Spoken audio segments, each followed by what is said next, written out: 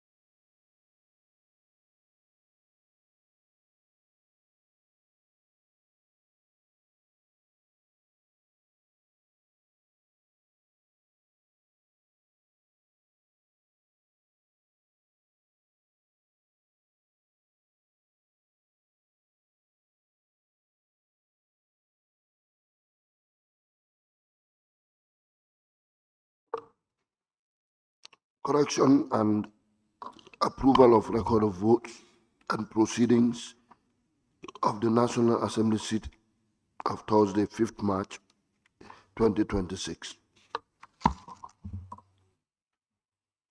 Thank you. Honorable members, good morning to you all, and Ramadan Mubarak. May Allah subhanahu wa ta'ala accept our fast. Honorable members, the record of votes and proceedings of the National Assembly sitting of Thursday, 5th March 2026 is before us for consideration for correction. Can any honorable member please move that the said record of votes and proceedings be considered and approved? Honorable member for Tumanna. Thank you very much, Honorable Speaker. I rise to move the motion for the correction and approval of the record of votes and proceedings of the sittings of Wednesday, 4th March 2026. Thursday, 4th March 2026. Thursday, 5th March 2026. Be corrected and approved. Thank you. Thank you, Honorable Member for Tumana. Any seconder, Honorable Members? Honorable Member for Joshua. Thank you, Honorable Speaker. I will second the motion. Thank you, Honorable Member for Joshua.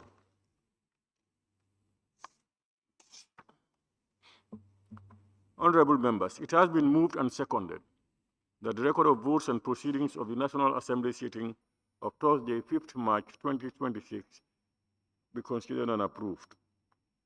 Honorable Members, we all have copies of the shared record of votes and proceedings, and as usual, we will look through it page by page to be followed by your comments and observations.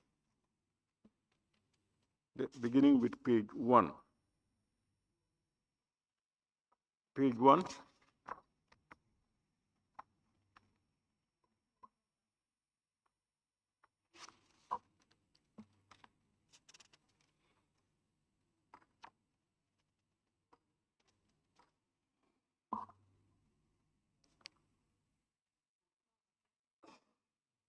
Honorable Members, we move to page 2.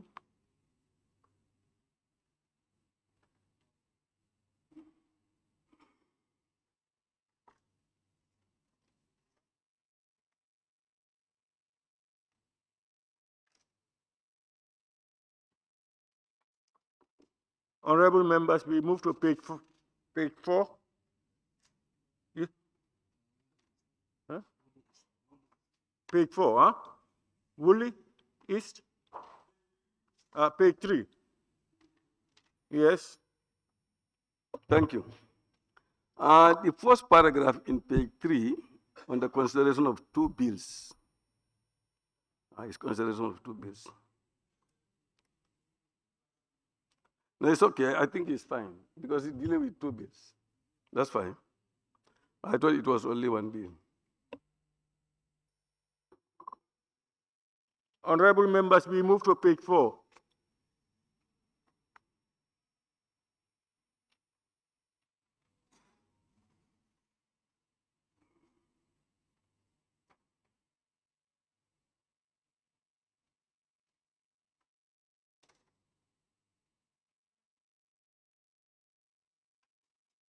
Honorable Members, page 5.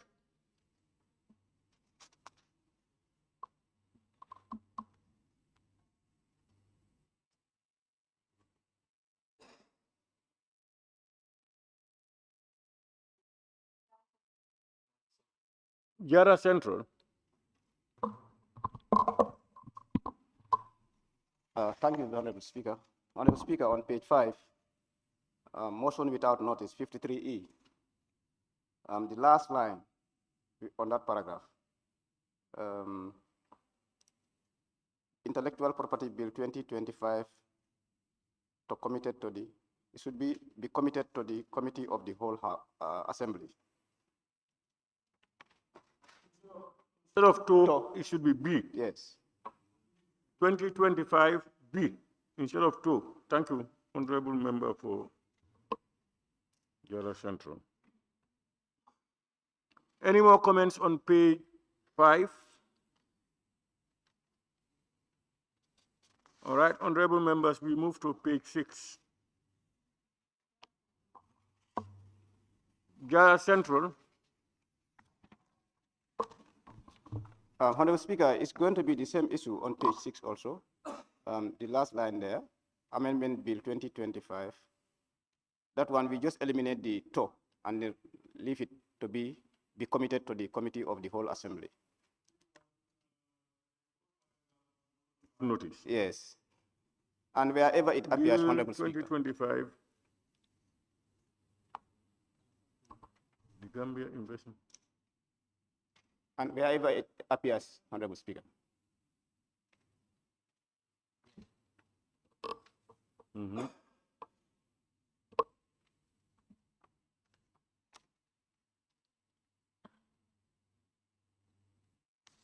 Okay, and wherever it appears, you said. Okay. Any more on page 6? We move to page 7.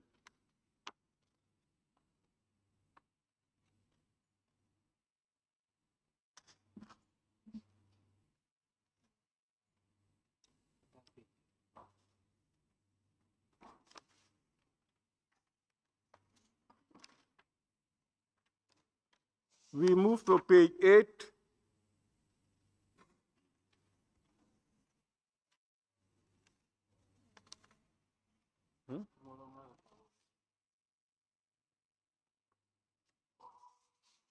Honorable members, page 9.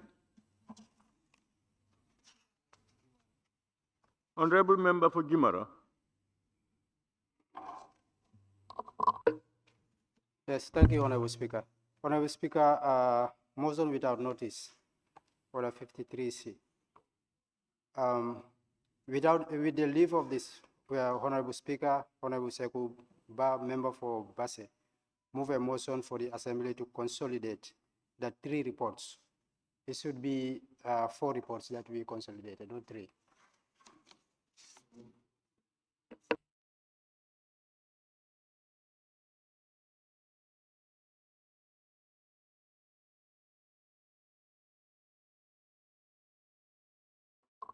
It's Yes, not 3. 4 reports, and wherever it appears.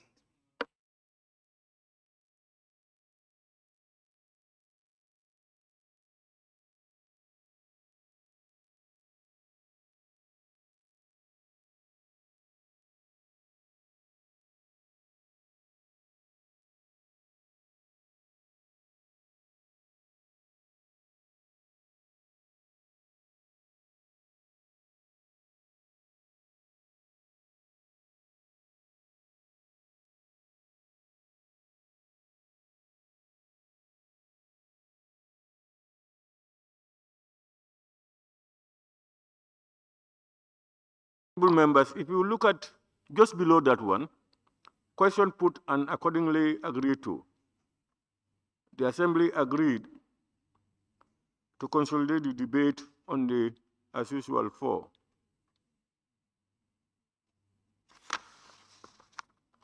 Honorable members, we now move to page 10.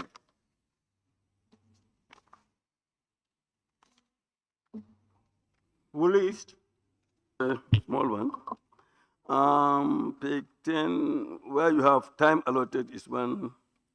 At the invitation of the Honorable Speaker, the Honorable, the Article D before the Honorable, I think we can afford to take that out.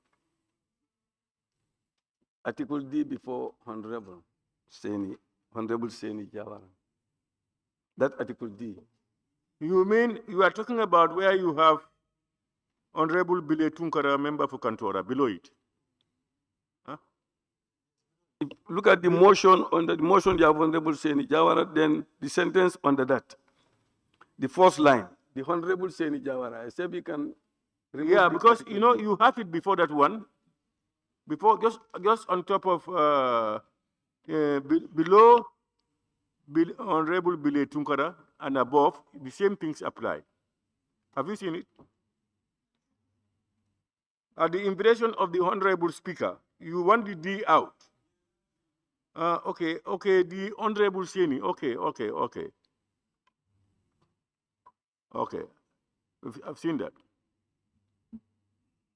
Is everybody following? Okay. Any more on page 10?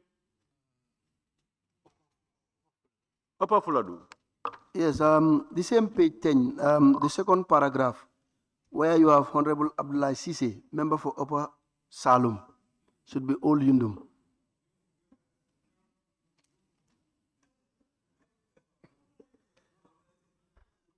Number 10, the second paragraph, where you have Honorable Abdullah Sise, member for Upper Salum, seconded the motion and participated in the debate, should be all Yundum, not Upper Salum.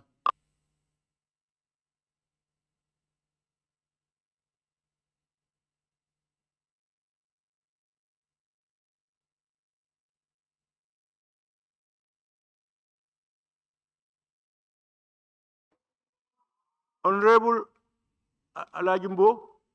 No, it's Honorable Abdullah Sise. He's the one who seconded the motion Okay, and all participated in it. Yundum. Yes.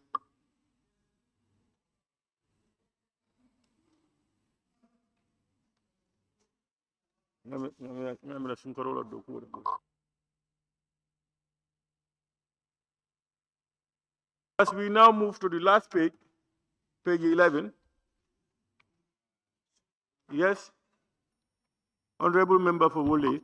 Yes, under the names of those who participated, the second line, we have honorable speakers. We had only one speaker, so we can remove the.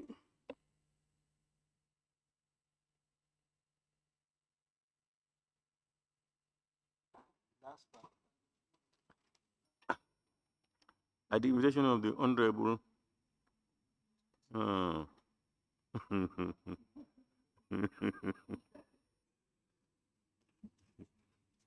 Okay, thank you very much, Member for Woodley. Any more?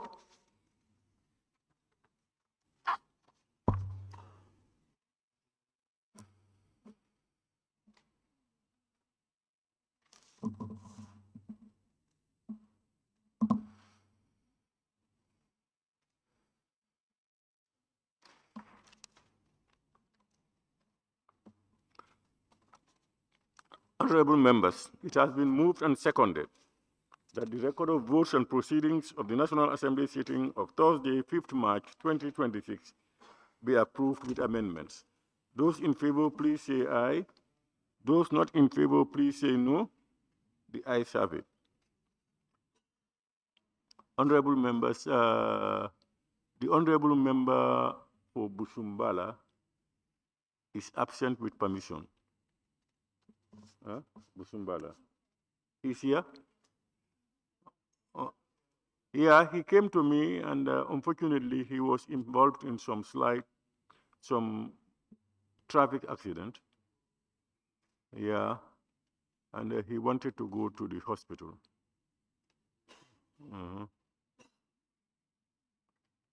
Wish him speedy recovery. But it's fine, he looks a little bit fine. Can we proceed?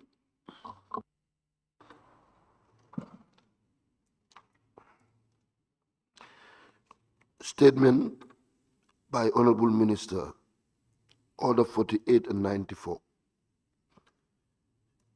Oral Ministerial Statement on the implementation and monitoring of the annual budget by the Honorable Minister for Finance and Economic Affairs.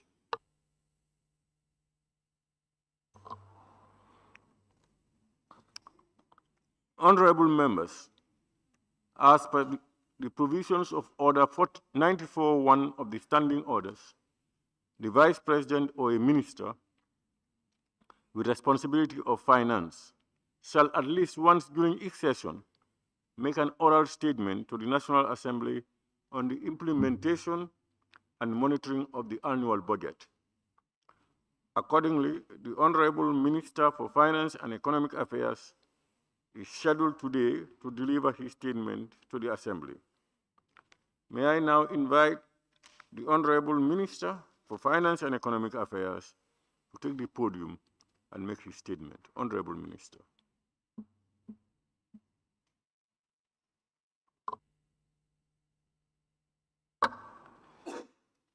Good morning. Honorable Speaker, members of the August Assembly, I hereby present the statement on the monitoring and implementation of the 2025 and national budget. Introduction.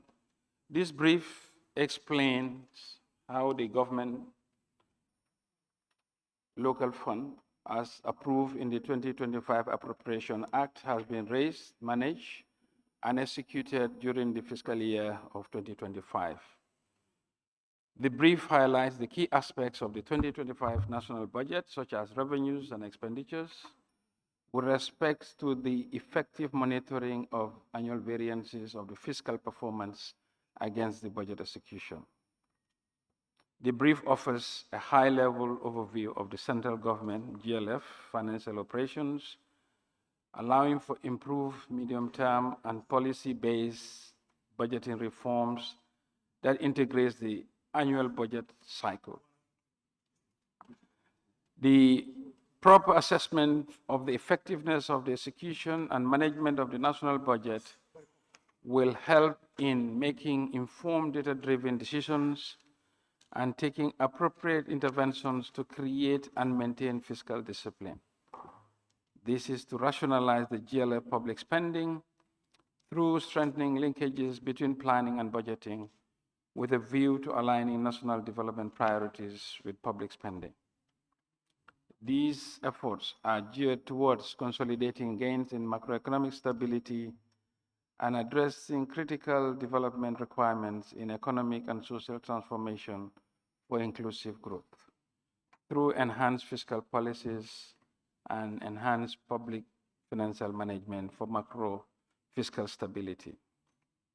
Honorable Speaker, the key highlights of the end of 2025 budget performance. One, the total revenue performance, excluding project grants for the 2025 fiscal year, indicates an improved end-of-year results, reaching an actual outturn of 33 billion compared to 2024, which was 25.85. This represents an increase of 28% year-on-year, fulfilling 103% of its annual budget, amounting to 32.1. The increase stemmed mainly from year-on-year increase in both tax and non-tax revenues, in addition to higher than projected budget support. The total GLF expenditure and net lending amount to 31.36 billion compared to the annual budget of 32.3 billion, representing an execution rate of 27% by the end of the year. The main drivers for this expenditures performance are attributable to increased spending and personal emoluments, 35%, subsidies and transfers of 36%, and domestic debt interest, which is 33% growth. Therefore, the budget balance recorded a surplus of 1.6 billion as at the end of 2025, as shown in Table 1. It indicates the different elements of the revenues, top-line revenue, execution rate of 23%,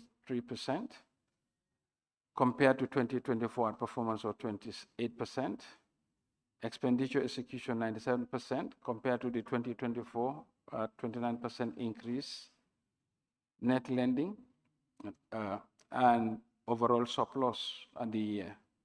Budgeted surplus deficit was 198 million, actual surplus 1.6 billion, which is an increase over the 2024 budget actual of by 11% and a performance of 846% compared to the budget. The negative sign there should be a positive. Yes. Honorable Speaker, details of the consolidated revenue realized. Domestic revenue in FY 2025 increased by 23% to 28.62 billion from 23.27 billion in 2024. The increase in domestic revenue stemmed mainly from year-on-year increase in both tax revenues and non-tax revenues. When compared to the target in the approved budget, domestic revenue underperformed slightly by 2% against an approved budget of 29.09 billion due to lower than expected performance in non-tax revenue collection in 2025. Honorable Speaker, the top revenue performance for FY 25 amounted to, tax revenues amounted to 23.97 billion, surpassing the target in the approved budget of 21.13 billion by 13%. In comparison to the prior year, tax revenues grew by 22%.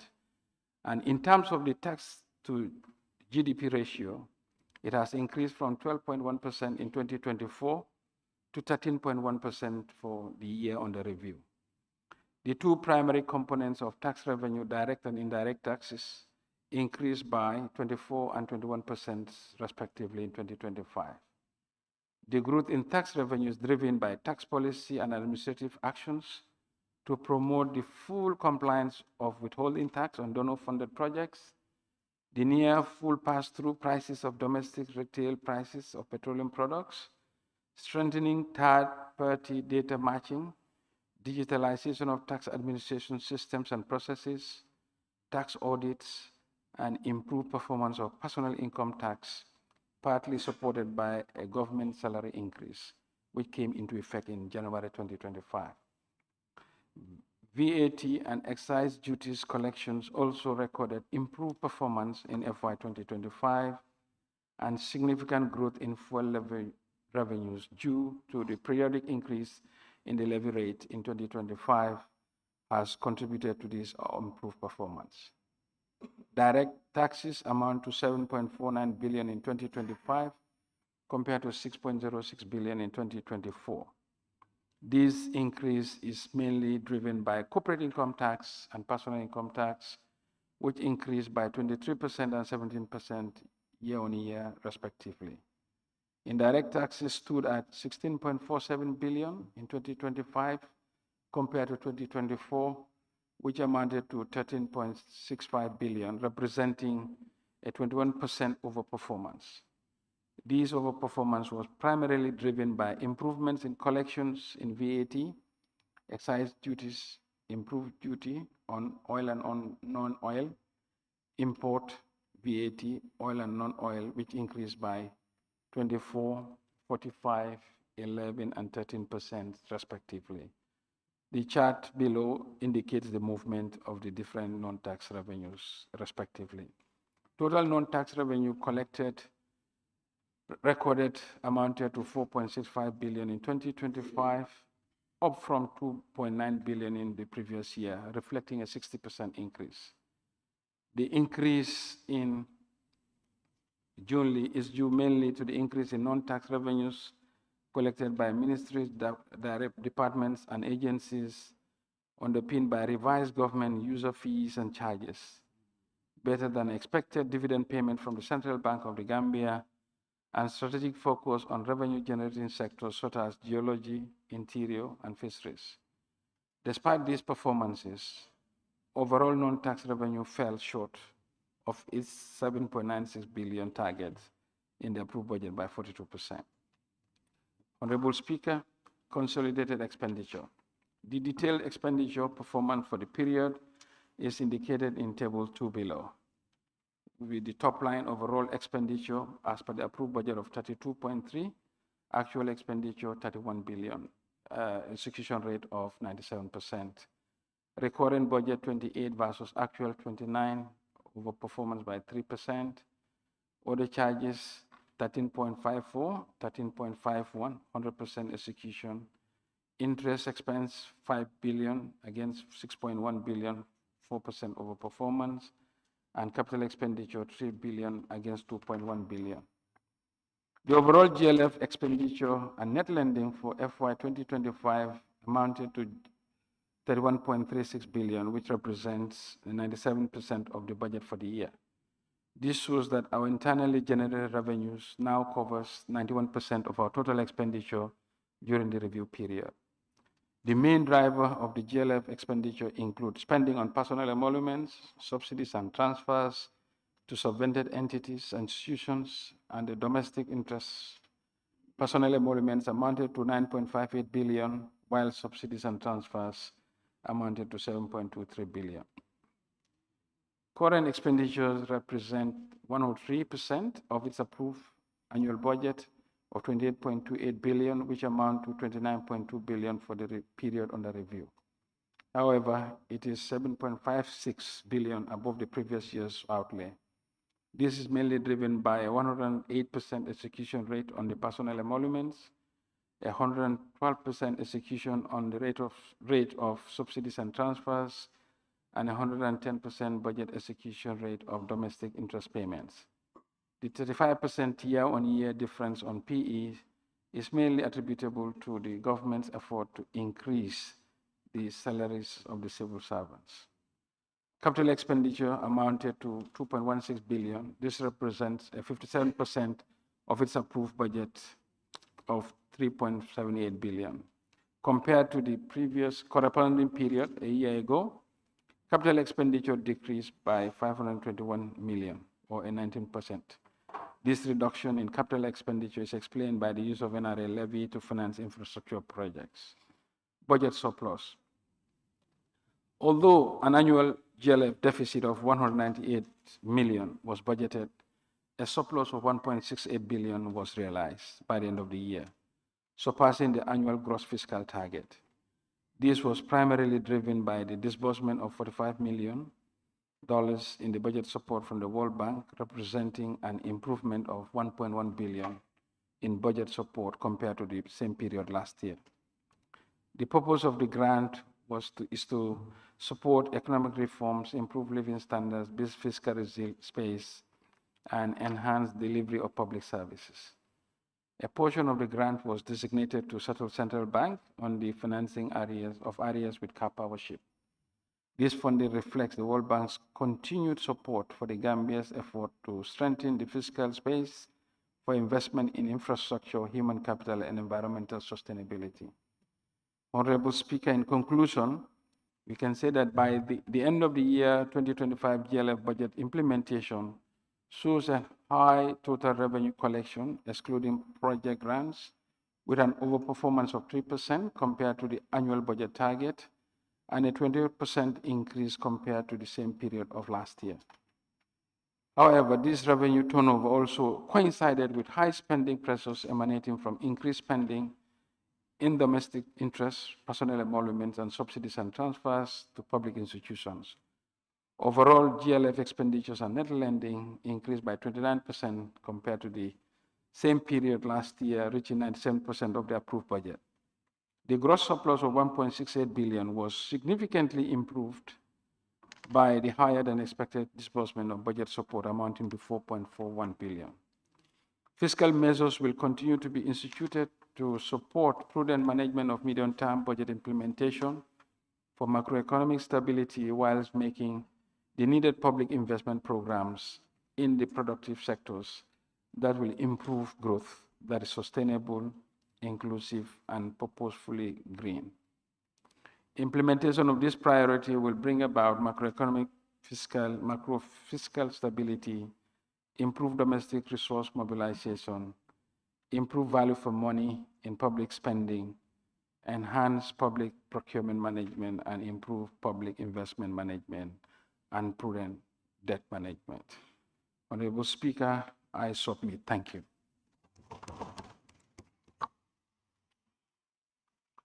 Thank you very much, Honorable Minister for Finance and Economic Affairs.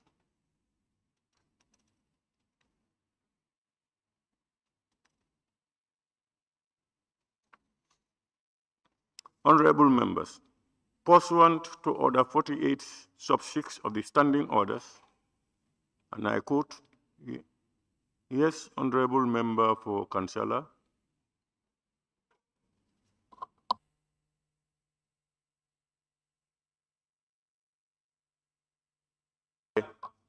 Okay.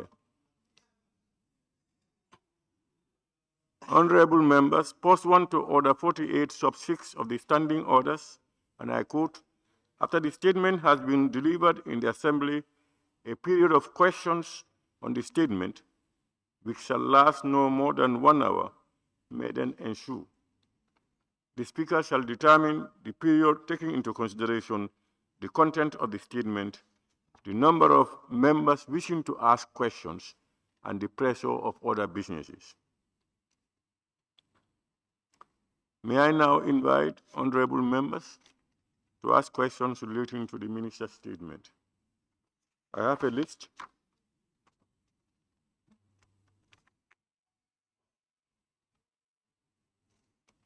Honorable Member for Woolly East.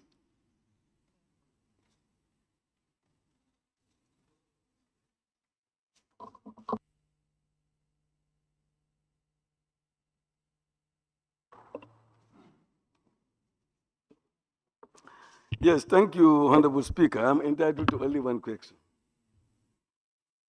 Or I can ask 2 questions. Are you asking a question or you?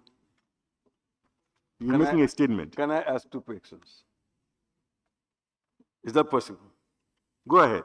Okay, thank you. Yes, thank you, Honorable Speaker. Honorable Minister, on page 3, details of consolidated revenue realized. I will want to know what is the cause of, you're saying domestic revenue underperformed slightly by 2% against an approved budget of 29.9 billion due to lower than anticipated performance in non-tax revenue collections. I was thinking that the non-tax is collected through services that are provided by government. So therefore, what is the actual cost for the underperformance? And now when you also go down, you will see that indirect taxes also stood at 16.47 in 2025 compared to 2024, which amounted to 13.65, representing 21% overperformance. Yes, therefore I'll be interested to know what is the reason or the cause of the increase in indirect tax. Is that as a result of increase in taxes or expanding the tax base? Thank you.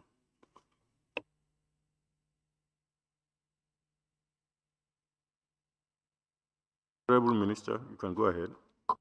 Thank you very much, Honorable Speaker and Honorable Member for Woolly East. Yes, non-tax revenue is the broad category of domestic revenues which are not tax-based. And under this, you have any other revenue which is not a tax element, such as fees and services collected by the MDAs, and also one-off revenues that were expected to come, but not along the tax revenue line.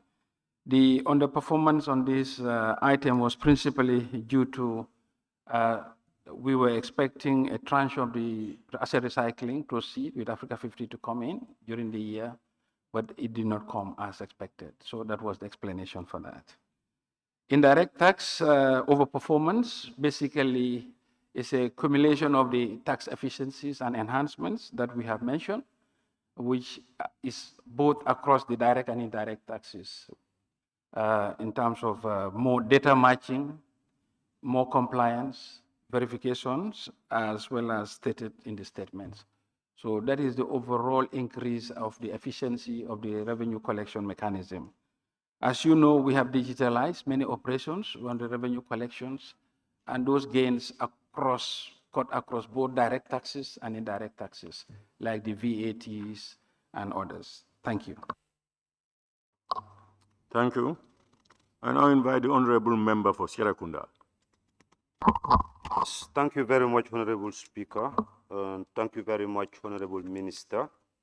What I want to ask is whether there is any mechanism within your ministry to ensure that all funds allocated for a specific budget year is expended. If not, we understand audit queries have revealed that some sectors are using BTL accounts to save unexpended allocated funds until the expiry of the warrant to spend. So do you have any mechanism to monitor those funds already allocated? Because they can form part of the upcoming year's budget. Because normally, before the end of the year, 31st of December, all accounts should be closed. And unspent funds should be put into the consolidated fund. Thank you. Yes, thank you very much, Honorable Speaker and Honorable Member for Serekunda. Yes, we have an execution rate of 97%. That means that there is always a deliberate effort to ensure that expenditures are made as per the allocation. But some of the allocations sometimes are constrained by the cash. Because don't forget, in any given month or period, we can only allocate based on the cash collection. But certainly, we do know the impact of government expenditure on the economy.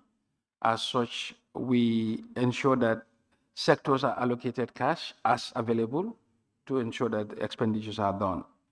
On the issue of below the line, this has been reduced to the barest minimum until otherwise legislated. We have taken a position to minimize significantly the use of below the line for public expenditure. All expenditures we try to the best, unless otherwise legislated, to go through the budget. Thank you. Thank you. I now invite the honorable member for Upper Salum. Thank you very much, Honorable Speaker.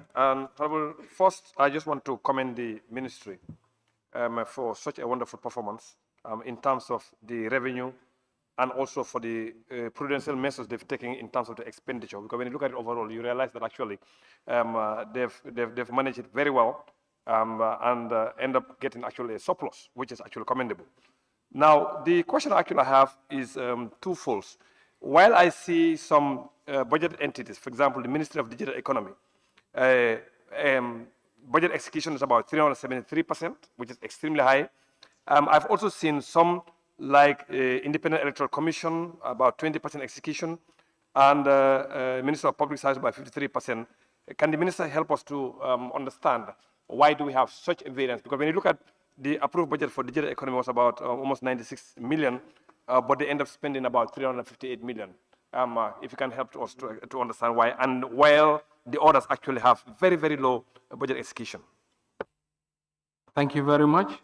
Yes, Honorable Speaker and member for Upper Salum, the single reason for the over expenditure of the Digital Economy Ministry was the payment of the social package to GAMTEL staff and GAMCEL. Yes, because it has to go through that line ministry and it has to be rerouted. While some agencies such as the IEC, their expenditure was event-based. If not much activity took place in last year, it was not an election year, so that explains. For the public service, equally, a similar explanation is given. Most of the underspendings are a result of the activity not kicking in or funding being provided as requested. Thank you.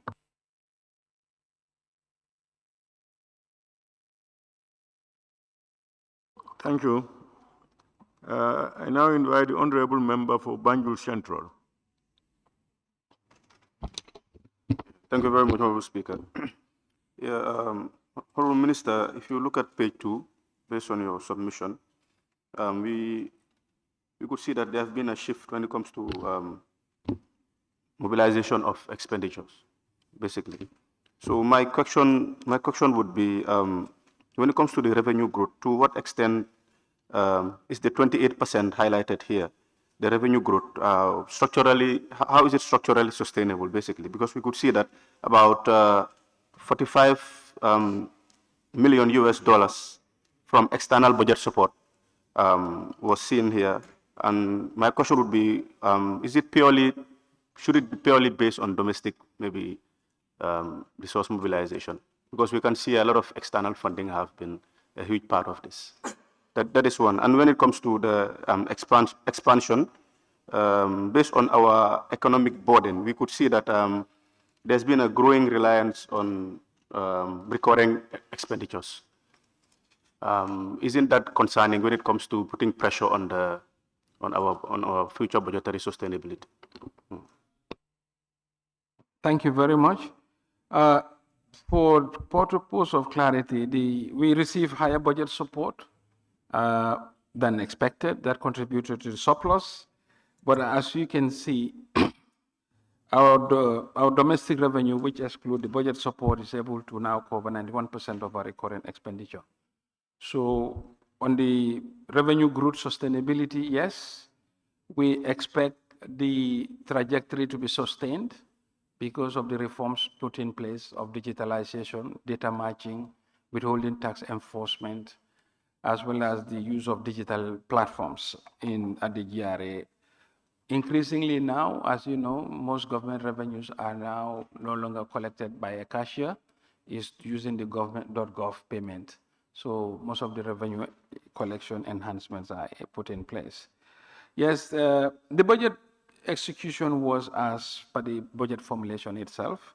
You could see that the development budget was not very large, simply because, as the budget discussions indicated, we have a number of partners helping us with our development agenda as such, but not much in the recurrent aspect.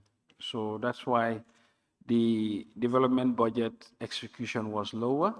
And also there are sources of funding, such as the use of NRA levy to finance some of the infrastructure projects. Thank you. Thank you. I now invite the Honorable Member for Fonyi Kansala. All right, thank you.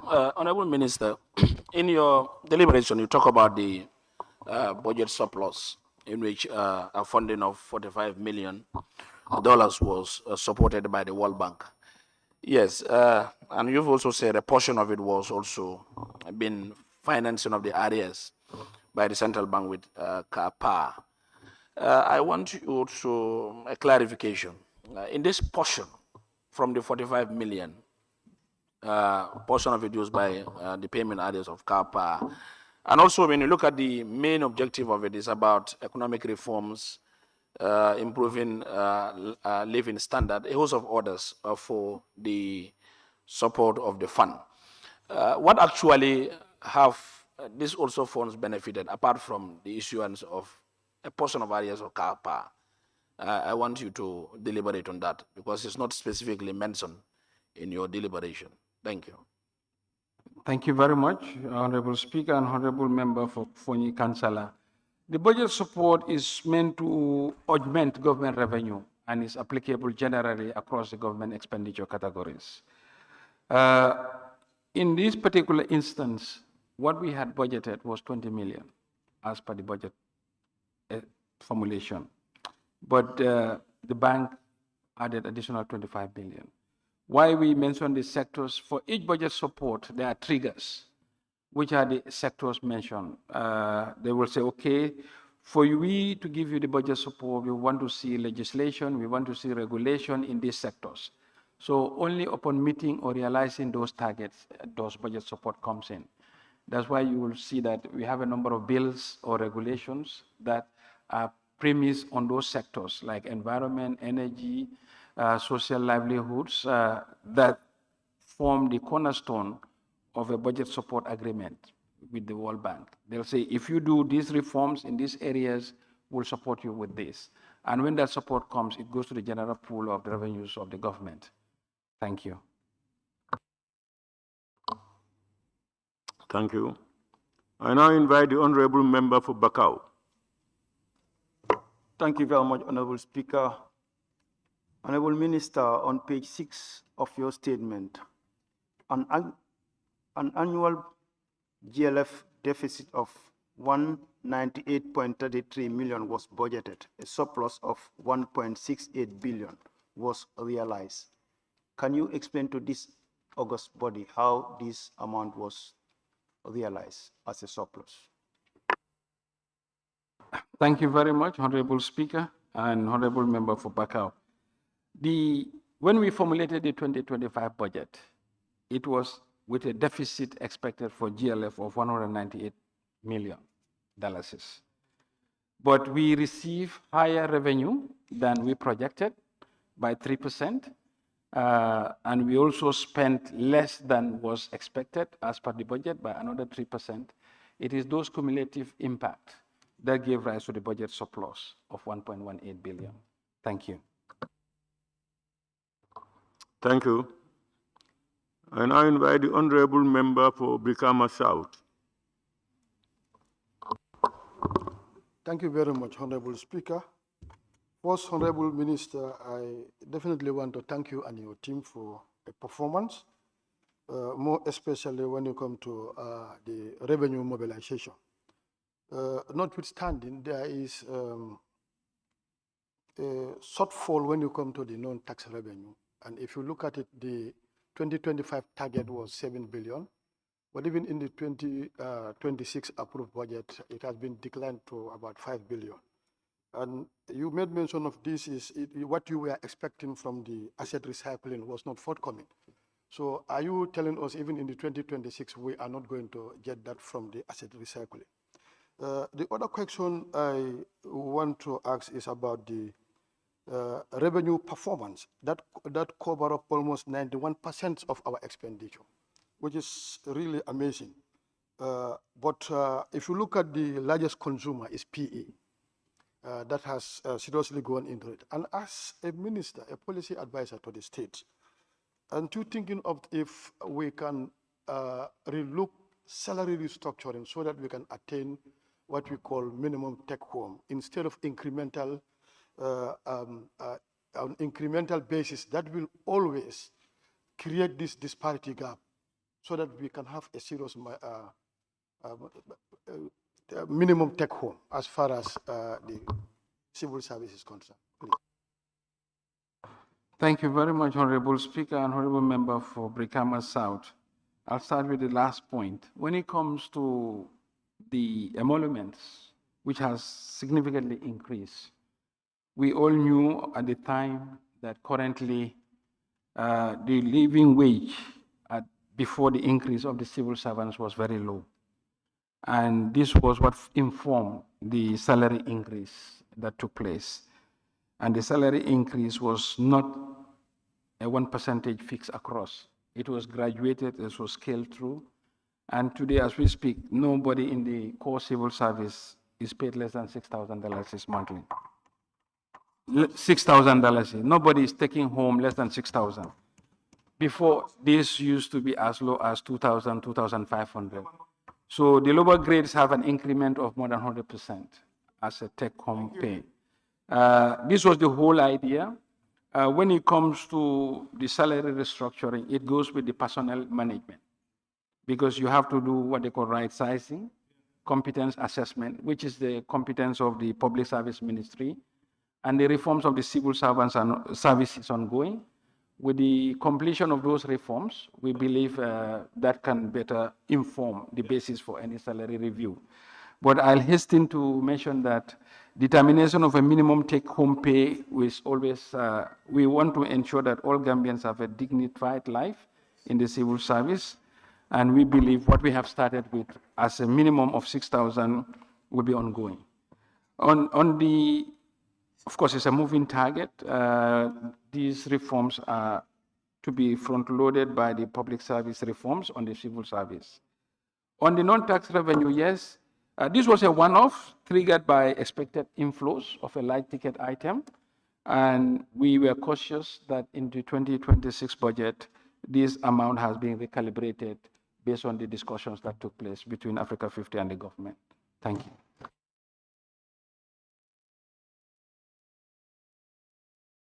Thank you very much. I now invite the Honorable Member for Joshua. Thank you very much, Honorable Speaker, and thank you very much to the Honorable Minister for the performance. Honorable Minister, my only concerns are only two, possibly. One is about the GLF expenditure and then the lending. When it comes to the breakdown, I'm seeing my concerns on the domestic tax in debt increase.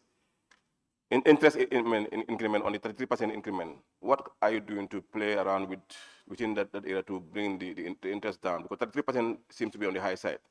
The other thing also is about the top revenue performance. Honorable Minister, my concern is about the local, the donor-funded projects and also the grant-funded projects. Before, based on history, grants were never taxed, but now it seems they are taxed. What is the reason? Hope they are not, there's nothing like double taxation. Because grants, before it comes to the country, based on experience, they are taxed before coming to the Gambia. Hope we are not double taxing. Why is it change? Thank you. Thank you very much, Honorable Speaker and Honorable Member for Joshua. When it comes to taxation of donor-funded interventions, donor funds are not taxed at source. Whenever donor funds come in, there is no taxation levied on them. However, when a contractor or a consultant has been given a donor engagement to conduct the execution of that project, he is engaging in an economic activity. The tax exemption that accrues to the donors do not flow to the contractor or to the consultant. So that's why this was a lapse in the system. So we have corrected that now. Or can I explain? I don't know how. Donor funds are never taxed at source. But when a contractor or a consultant is given a donor project to execute, then he is conducting a business. I hope let's clarify between funds coming from the donor side, there's never a taxation applied to them. But when I'm a consultant working on a donor project, I'm conducting an economic activity. Or when I'm a contractor, I'm giving a contract to implement a donor project. I'm engaging in an economic activity. And that economic activity is for me to gain some revenues. And as such, I should submit my financial results of those economic activities and the necessary tax be levied on that. Because the tax exemption that accrues to the donor do not flow through to the consultant or to the contractor. I hope that distinction is clear. No, withholding tax is not ultimate tax. Withholding tax is an advance payment of your tax liability. When you file your taxes at the end of the day, at the end of the year, whatever amount was deducted from you by the withholding will be given you back as a credit. Let's give a simple example. I'm a contractor. I do a road contract, and I have been deducted a withholding tax of 100. At the end of the year, when I file my taxes, if my assessment comes to 120, I will not pay the 120. I'll only pay 120 minus 100. I'll only pay a net of the 20. Because whatever withholding tax was deducted will be given full credit at the end of the year for assessment. I hope I'm clear. All right, just wanted to make it clear. On the interest expense in the expenditure side, yes, this was based on the higher, if you look at our domestic borrowing, the MPC rate was very high, but now we can see the central bank has started with the reduction in the inflation. The MPC is now 14%. So we expect that to accrue for future new issuances that will be made in our domestic borrowing. Thank you. Thank you very much. I now invite the Honorable Member for Brikama North and Minority Leader. Thank you very much, Honorable Minister. On budget performance, the report indicates that the revenue reached 33.3 billion, exceeding a target by 103%. Could you clarify how much of this increase came from the improved domestic tax collection versus the external budget support, and whether this level revenue growth is sustainable in the coming fiscal year? The second part of the question has also to do with the budget performance, particularly on rising recurrent expenditure. On that, the report indicates significant increase in the PE, about 35%, and then subsidies and transfers, about 36%, and the domestic debt interest, 33%. What specific policy measure is the government implementing to control the growth of the recurrent expenditure, particularly the wage bill and then the debt servicing, to avoid crowding out development spending? Thank you. Thank you very much, Honorable Speaker and Honorable Member for Brikama North. Yes, the overall increase of the total revenue by 103% is a accumulation of the various increases in the elements. Here we said, if you look at the domestic revenue, it has increased, tax revenue has increased by 113%. And then the program grants has increased by 147, even though non-tax was 58%. So it is a sum of those revenue headlines that give rise to the overall overperformance. Yes, it's a question that the reforms that we have put in place are working. The digitalization, the compliances, the monitoring, the use of third-party data verifications have all worked. And don't forget also, the economy is growing year on year. as the base of the economy increases, you have more activities coming into the tax net. So your volume, the base of the economy is increasing. So whenever the base of the economy increases, even if you keep the percentage constant, you expect an absolute increase in the upside. On the wage bill, the increase of 35% should be put in context, because this was when we introduced the salary increase. The salary increase came in January 2025. So if you recall, we have a new salary increase in 2025 that gives us a jump. But we do not expect a similar jump at the same level, because now you had a base which was before the salary increase. That's what this 35% compared to. So that is one of the things. On the interest expense, yes, we are mindful of the interest expense. That's why, if you look at it, we are ensuring that our debt management, we only borrowing concessionary resources. By concessionary resources, we mean any loan that we are taking should have a grant element of 35%. That means if you borrow 100% in the dollar or foreign currency amount, the effective present value of the grant element should be 35%. So technically, it means for every 100 that you borrow, effective payout should be about 65%. That's what it means by a grant component of 35%. Two is also to ensure that we maximize on the grant intervention. We enhance the interaction with our partners by focusing principally on grants. And for the August Assembly, all our engagement with the World Banks are 100% on grant basis. World Bank does not give any loan. Whatever they give to us as a government in terms of our development priorities are grant-based. Equally, African Development Bank. So the other partners that give loans are making sure that their loan element is having concessional element of 35%. Of course, that's why if you look at the debt, there are different moving targets in the sense that we minimize as much as possible taking off new loans that are not concessionary. That means we do not take any loan that do not have a grant element of 35%. Yes, so that is the issue. And again, it will come back to the discussion of the debt. Simply in the last couple of years, 4 years ago, there was a debt service suspension initiative. Our principals were not serviced. So we have only started servicing those principals now, which is increasing the overall payout. So these are the strategies we are doing, and looking forward, we believe these things to plateau going forward. Thank you. Thank you. Subsidies and transfers, yes, these are natural increase because the subsidies and the transfers are subvention to entities. And those subvented entities equally have salary increases. So that's why you can see the amount of the increase are very similar, because all the subvented entities fall under that expenditure element, and they have their PE element component. Okay. Thank you. Thank you very much. I now invite the honorable member for Ganjambure.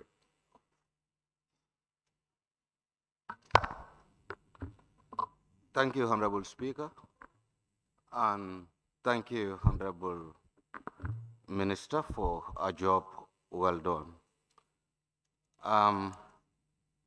It's great that you have highlighted on the increase of tax revenue, which represent about 113%. Also a decrease in our expenditure, which also represent about 55 to 1.8 million, which represent about 19%. However, my question is, what measures do you put in place to actually cut the government expenditure to at about 30%? Also, it has been realized that the debt servicing is becoming one of the largest spending items in our previous budgets, and you will also agree with me that it might have implications on our health, education, and other sectors. What are the plans of the government to actually increase investment around the productive sector, wherein we can enable the creation of jobs for young people and women across the country. You did also talk about non-tax revenue has fallen short over the years, and you did mention about specific MDAs like the mining sectors. What plans are you really putting in place to remedy those situations wherein we can experience growth in those specific sectors, more especially around the mineral and fishing sector? Thank you. Thank you very much, Honorable Speaker and Honorable Member for Janjambure. In terms of expenditure, what we have done on many fronts, we ensure that a new procurement law is in place, that is the GPPA, to ensure that all public procurements are value for money driven. Also, as you will see, government has cut on travels. There's an existing travel ban across, unless otherwise absolutely necessary. Those are some of the measures that have been taken to manage government expenditure. But certainly, we will be very deliberate when it comes to emoluments to civil servants. I think the government has a direct policy to ensure that the civil servants are well remunerated for their services and for the wage bill to be within the living wage. Debt service is an issue. This is a very, basically, is the elephant in the room of our economic management, because if you look at the debt, it's complex, but we don't want to sound very difficult to make it look complicated. The debt stock have two elements. You have the foreign component, you have the domestic element. The foreign component is about 65%, and the domestic 60-40, foreign and domestic. What has happened was the evolution in terms of the implementation of projects. The base of the debt has increased, of course, but this has gone on to invest in very productive sectors. For example, we have the University of the Gambia campus, Farababanta. It's funded through debt. You have the electricity expansion project. It's funded through debt. You have the OIC road. So as these development projects are implemented, and some of them are funded through debt, the portfolio of the debt stock had increased. As such, that gave rise to that. And of course, you have the concomitant impact of the exchange rate. Some of the debts have been here for some time, and if you look at how the exchange rate has moved, for every decline in the exchange rate of the dollar C, keeping your debt stock on the foreign component constant, your dollar C value goes up. So that is one.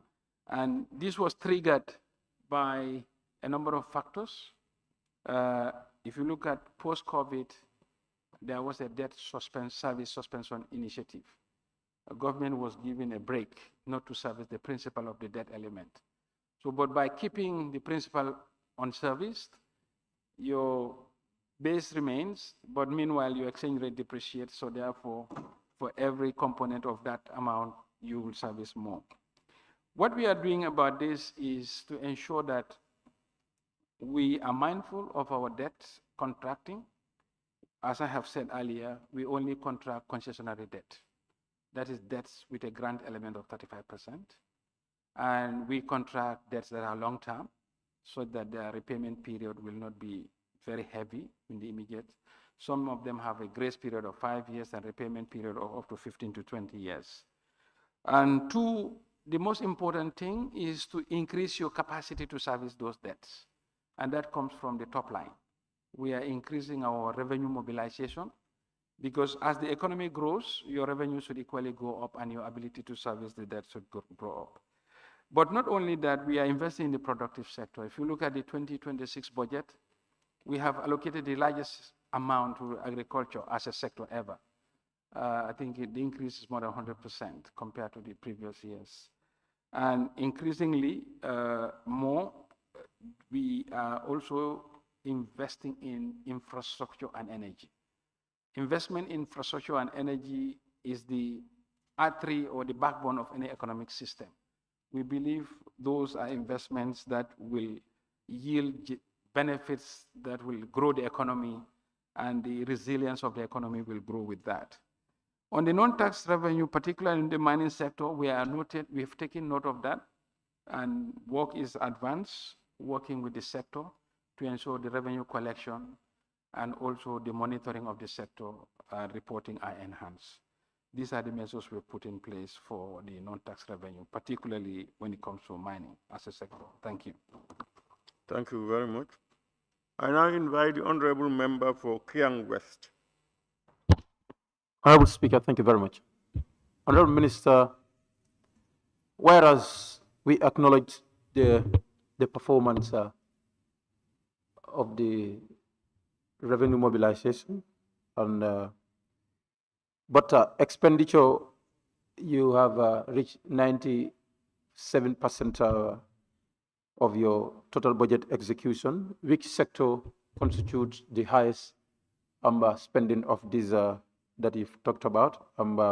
Personal emoluments has also been increased by 35%. How do you ensure fiscal sustainability and of these, and as well as the subsidies transfer grew by 36%? Which institutions benefited from this, and how do you ensure value for money as far as these subsidies are concerned? Thank you very much. Honorable Speaker, Honorable Member for Kiang West. Subsidies and transfers are principally allocation done to entities and agencies that are subvented by government. And almost the largest chunk of those allocations are personnel emoluments. And as you know, following the salary increase of 2025, this is what has given rise to a salary increase overall. The main element, the subsidies and transfers, like I said, is allocation to subvented entities. And those allocations, almost 70 to 80% of those allocations are PE related. That's why you will see a very close increase between the personnel emoluments of the core civil service, which is 35%, and the subsidies and transfers increase. We are mindful of the sustainability. That's why it was budgeted accordingly. And overall budget expenditure was within the approved ceiling. And while we will continue to grow the top line, that is the revenue side, to support the expenditure. We are aware of the need for sustainability. That's why the budget goes through a rigorous test. And this actually even affects some of the programs for some sectors, because sectors, as you are aware, will be given ceilings to say you cannot plan to spend more than this for the sustainability dimension. Thank you.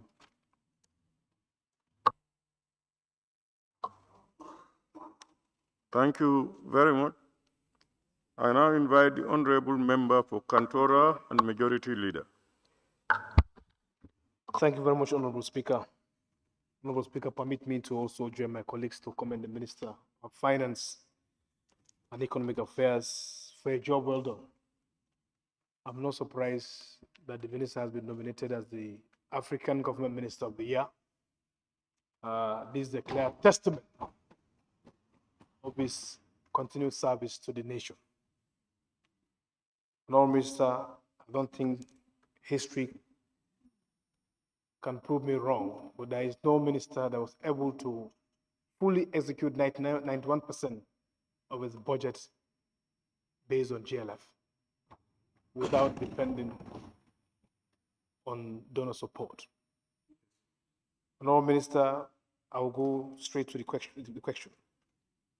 On page 3, you did indicate domestic revenue in financial year 2025 increased by 23%, representing 28.6 billion from 23 billion, 28 billion.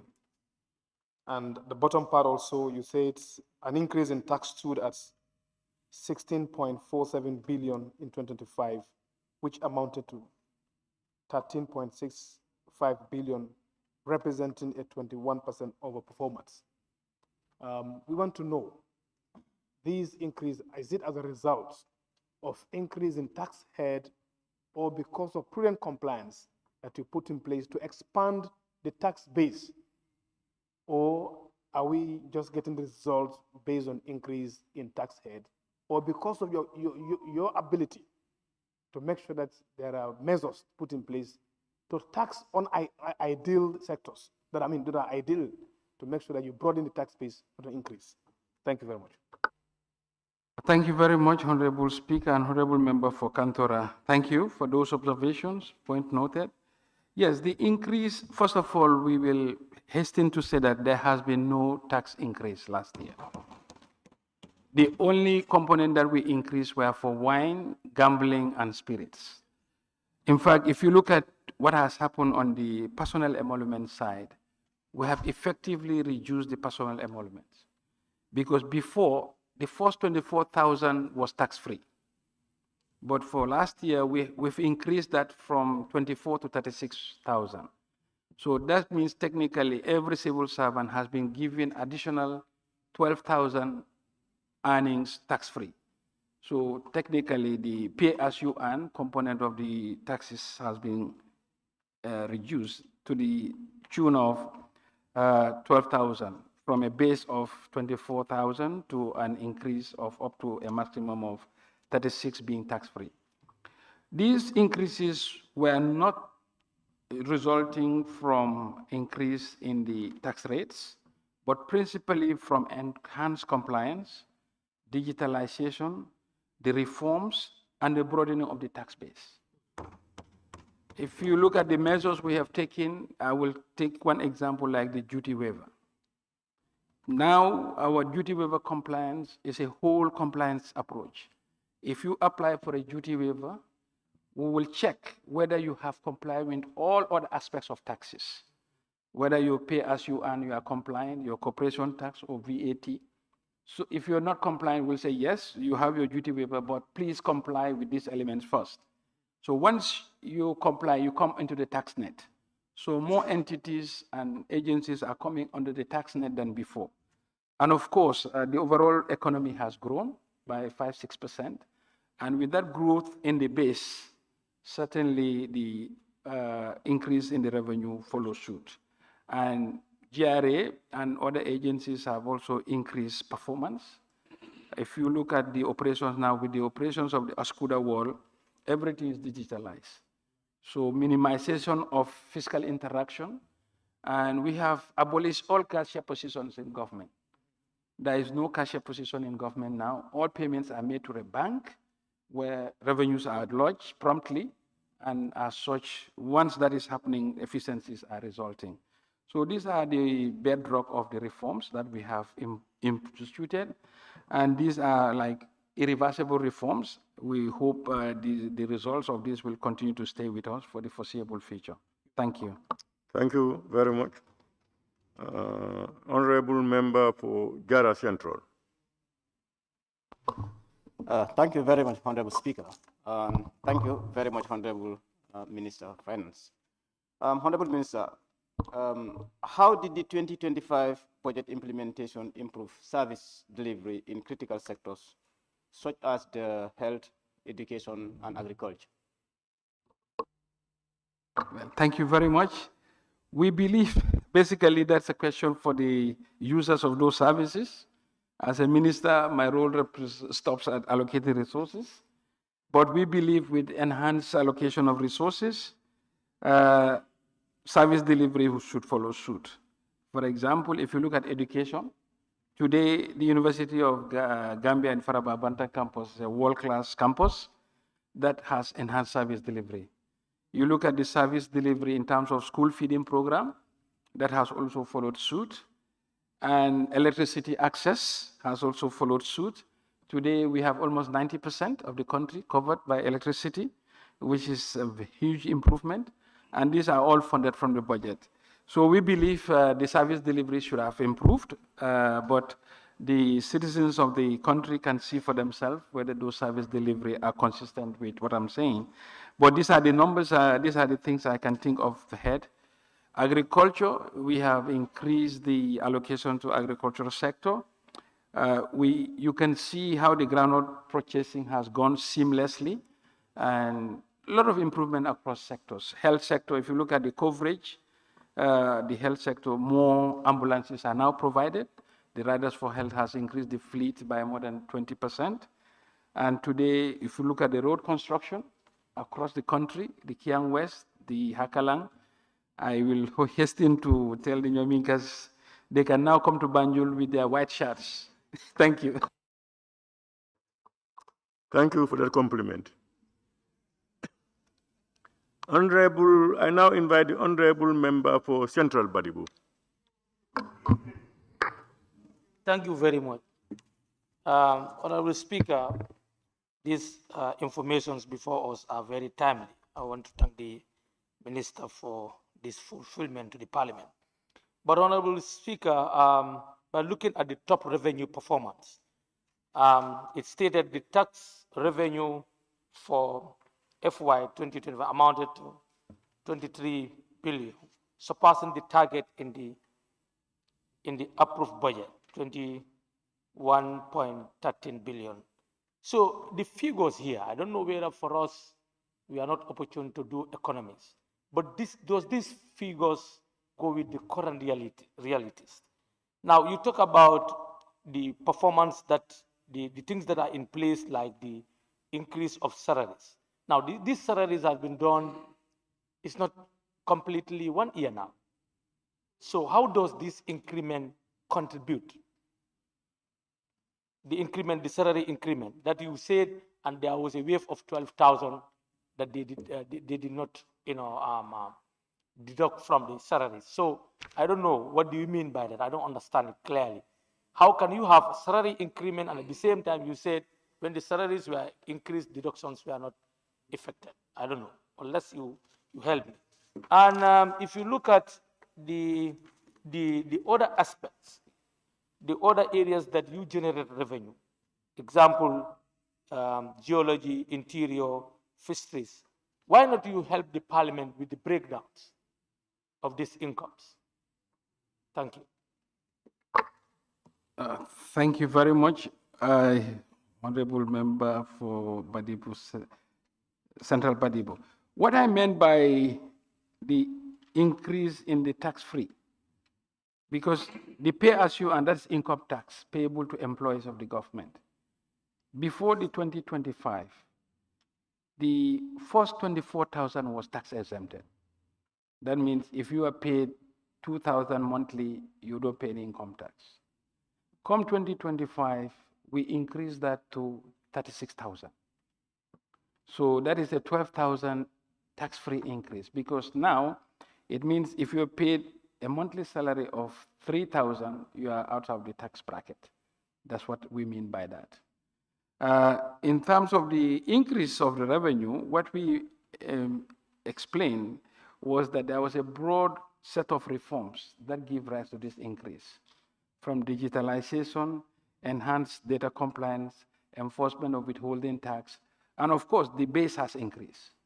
Because now with the salary increase, the overall wage bill has now increased by 35%. So you are getting more income taxed as such that contribute to the tax increase. Also, the size of the economy has grown. The economy has grown, and as such, the outcome of that is an increase of revenue or incomes for the economic participants that give rise to the salary increase. Yes, we have given a breakdown of the expenditure, but equally we could have given the breakdown on the non-tax revenue. But in the quantum of things, it did not appear very material. That's why we did not. But for future, we can easily break down the non-tax revenues as well by categories. Thank you. Thank you. I now invite the Honorable Member for Lower Salu. Thank you, Honorable Speaker, and thank you, Honorable Minister, for updating on it. Honorable Minister, we know debt to GDP goal. The World Bank is helping the government to reduce the debt ratio of 55 to GDP to bring it down by the end of the 2026. But then most interesting, you have mentioned most grants that now World Bank grants modern loans based on the debt burden. In this case, I just take 4 projects that are given grant by the World Bank. That's energy and water. That's about 250 million to electrify the electricities and the water supplies within the country. The second point is that agriculture also 68 million was given drought and value chain development in agriculture sector. There was also a project, human capital project, that's about 47 million loans that are paid to in a years of the constitution agreement, and 45% of grant in this human capital, that's called RACE project. That is impact on education system. The last but not the least is the health, the essential health services, about 35 million. Honorable Minister, these are all grants.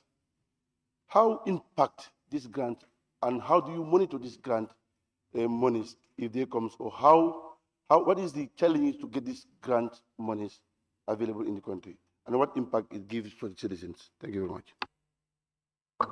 Thank you very much, Honorable Speaker and Honorable Member for Lower Salem. Yes, like we said, our engagement with the World Bank are on grant basis, and intervention in the mentioned projects you've mentioned are all based on grants. There is no loan component in them.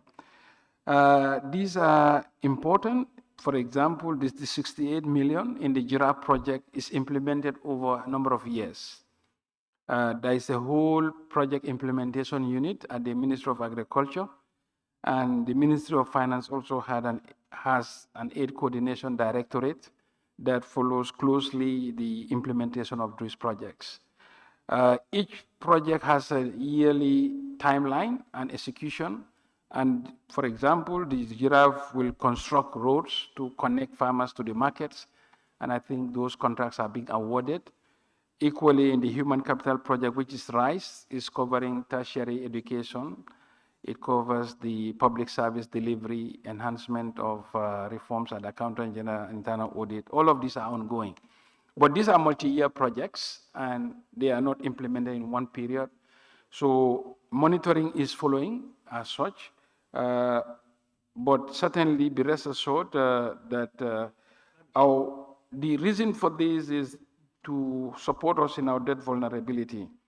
Our debt to GDP was as high as 120 in 2016, but this has started going down since the reforms have taken place, and now we are hovering around the 70%. So we are projecting that with the measures we are putting in place, with the revenue growing and the base of the economy growing, this debt to GDP, which is on a declining trend, will continue. And the ministry is working closely with the implementing ministries, because each of these projects is housed in a ministry. So those implementing ministries are working closely with the Ministry of Finance to implement the projects as per the project's design and expectation. Each project has a scope and what the project delivery will be, and execution is following accordingly. Thank you. Honorable Speaker. Yes, Honorable Speaker. With your intelligent and honorable, you allow me to make this supplementary question for the minister. You've been the custodian of government monies, and all these monies are tapped basically to, by the name of the citizens, Gambian government. How do you monitor these monies when they comes in? Okay, this is whole project implementation. When you have a project implementation unit at the designated ministry, and you have a whole team with the sector implementation. For each, for example, if it is a project, World Bank as partners will have what they say project implementation plan, which is broken down into annual components, and for each component they will have a budget for it. They call it a cost tab, project cost tables, which is expected to make sure that any monies that are coming in is triggered by the completion of the activity. So for example, if you have to do roads as in the Giraffe, they'll make sure that the procurement of the roads takes place. And only when the procurement of the road is taking place, depending on the quantum of the contract and in the project design, if it is a large amount, it will require a no objection from the World Bank to ensure that all the processes have been complied with as expected. After that, then the contractor will be given an advance funds to implement, and of course, the normal project implementation oversight. Every project is supported by a project implementation unit and overseen by a project steering committee that looks into the implementation and operational. And the project steering committee comprised of different stakeholders from the Ministry of Finance, Public Service, the sector ministry, and the PCU itself, Project Code Implementation Unit. So this is the monitoring mechanism. That's why we have a dedicated directorate at the ministry called Aid Coordination that will follow up to ensure each project, what is the disbursement rate, what is the procurement, how is the procurement following through. And these are the checks and oversight mechanisms put in place for overseeing donor projects. Thank you. Thank you very much. Honorable members, let me on your behalf thank the Honorable Minister for Finance and Economic Affairs for ably delivering his statement and responding to your questions. Honorable Minister, I am sure the Hakalang and the Kiang West roads, we've been waiting for long, and we are thankful that we can equally come to Banjul without going to the riverside for a bath. Honorable members, I want to thank all of you for your contributions towards ensuring that oversight is properly done. Honorable Minister, thank you with your technical team.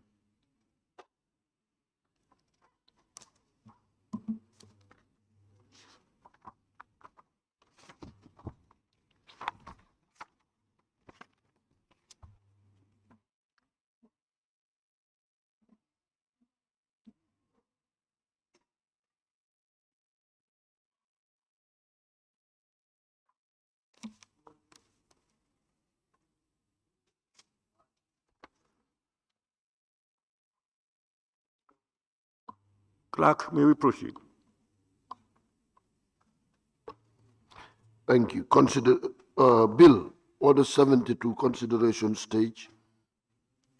Consideration stage of the Gambia Integrated Coastal Zone Management Bill 2025 by the Honorable Minister for Environment, Climate Change and Natural Resources. Thank you. Honorable members, you recall that at the second reading stage, the bill automatically stood referred to the ABC. Therefore, the bill is appointed for the consideration stage in accordance with Order 72 of the Standing Orders. During the consideration stage, members shall have the opportunity to give detailed consideration and scrutiny to every clause and schedule in the bill. This stage also provides the first opportunity for amendments to the bill to be debated and voted on. I will now therefore resolve the Assembly into the Committee of the Whole Assembly to give consideration to the bill entitled the Gambia Integrated Coastal Zone Management Bill 2025. Honorable members, the Assembly now resolves into the Committee of the Whole House.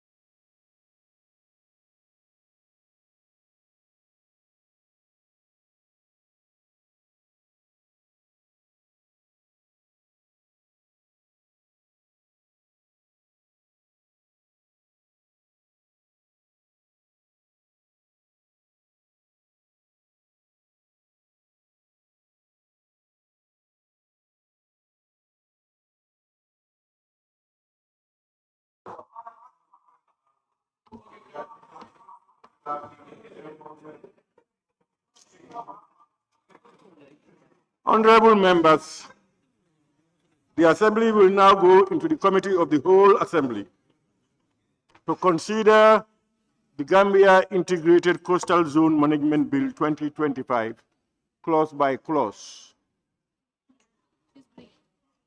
We will be guided by Standing Order 72 during the consideration stage.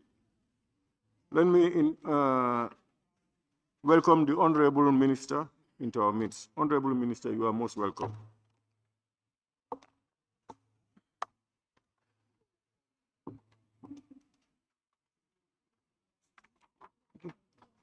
Oh, this is the report.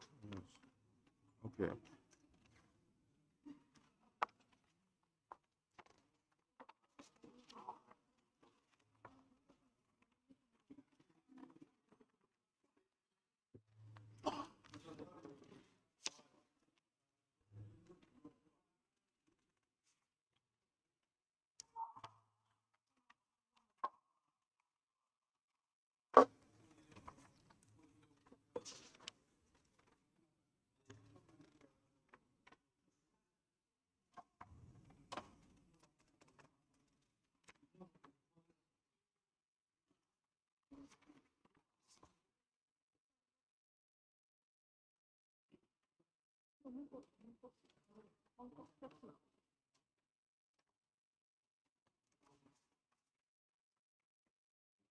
Clerk, may we proceed. Thank you. Clause 1, short title. It is proposed that Clause 1, short title, stand part of the bill. Those in favor, please say aye. Those not in favor. Honorable. Hold on. Honorable, let's concentrate, please. Please. Huh? And we suggest that the committee, I think they have some issues, so we allow them to lead. Over and over. When the clerk reads this thing, yes. Before I come in, if you have anything, you come up. Otherwise, I will continue. No, we have prepared. So, Woolly East, you were saying something. Yes, I'm saying if you start from the first page, before the first page, yes, the caption, it is we need to change that to Act 2026. You've seen Gambia Integrated Coastal Zone Management Act 2026. Yes, there's a proposal amendment. There's a proposal for amendment. Hello, Honorable. I don't understand what you are saying. Yes. Allow the committee to lead. Allow the committee to lead.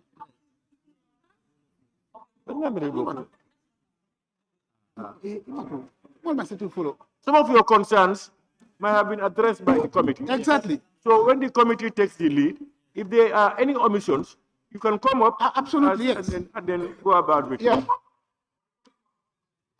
Yeah, there. Everybody, everybody must concentrate. That is disrespectful. When did we start? No, everybody should concentrate. Yes. Okay, we are set. So now Everybody. we are set. All right. So now, let's start again. Clause 1, short title. It is proposed. Your mic. Your mic, please. Amendment. You have an amendment? Pardon? Clause 1, amendment. Yeah. When you call the subtitle, just say exactly. With it. Yes. Don't wait until I come in. Immediately the clerk finishes, you can just jump in. Yes, you have a proposed amendment for clause 1. Yes. Yes. To replace 2025 with 2026, so that it will read Gambia Integrated Coastal Zone Management Bill 2026. Honorable members, you are following. Clause 1, short title. That sentence there should be Coastal Zone Management Act 2026 instead of 2025. Have you got it? It is proposed that clause 1, short title, stand part of the bill as amended. Those in favor, please say aye. Those not in favor, please say no. The ayes have it. Clause 2, interpretation. Amendment. Yes, progress. It is agreed that it is agreed to stand part of the bill with amendment to delete some terms defined under this section because they have not been used in any other section in the bill. So these terms are 1, coastal and estuarine land conservation program. Yes, the report. Yes, you are saying what? Can you start again? It is agreed to stand part of the bill with the following amendments. 1, coastal and estuarine land conservation program. 2, continental shelf. 3, embankment. 4, Gambian waters. 5, existing institutional arrangements. 6,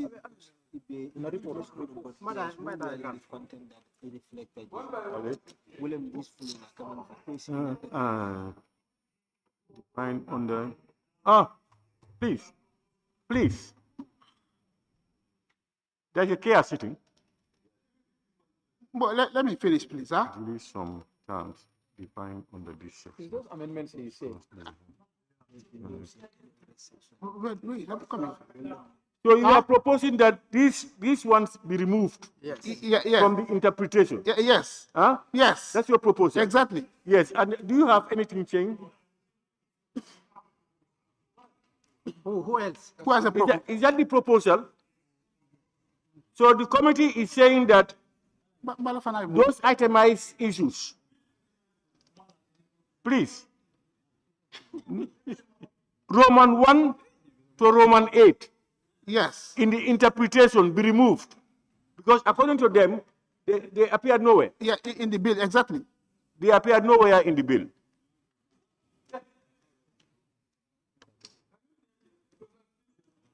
You have our report. Our report is in the report.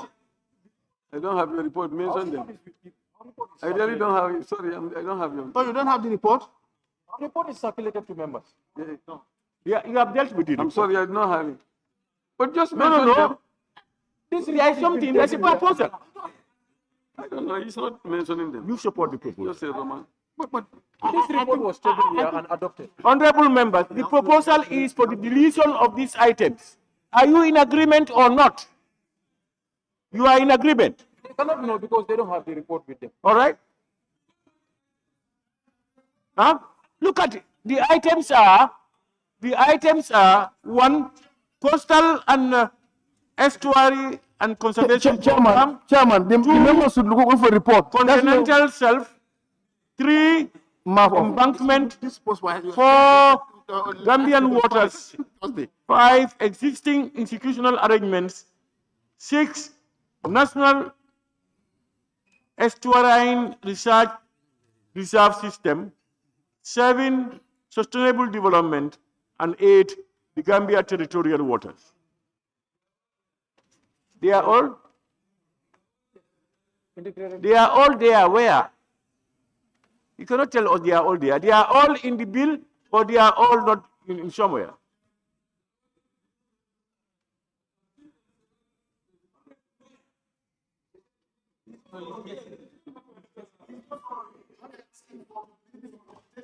It doesn't mean that it's not in the bill. What they're asking for is to delete it from interpretation. Isn't it a committee? Yeah, yes. Good, please, let's proceed, Chairman. But the committee is saying, they are saying for that it does not reflect in the bill. No, they didn't say that. What do you say?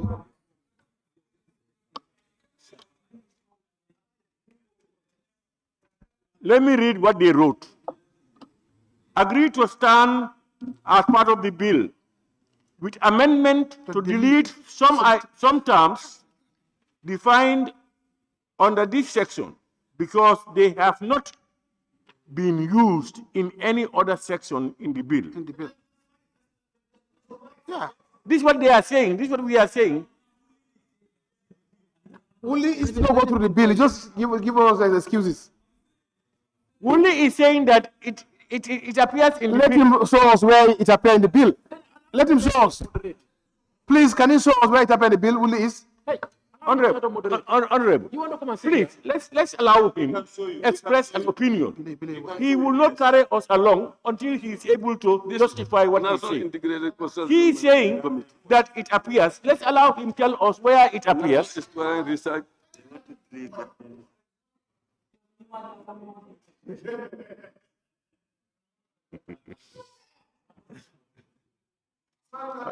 Yalla mol nyamandi ya bake because sun karole.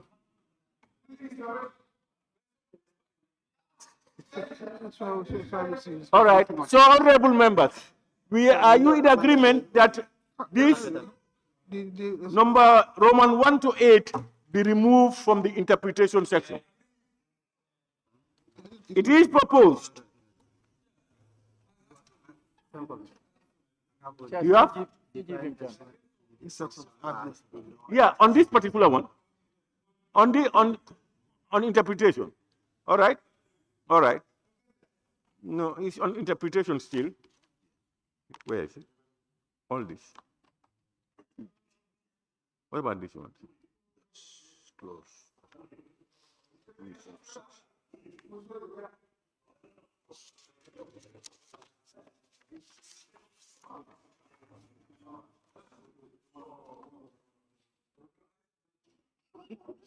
Page 4, second line.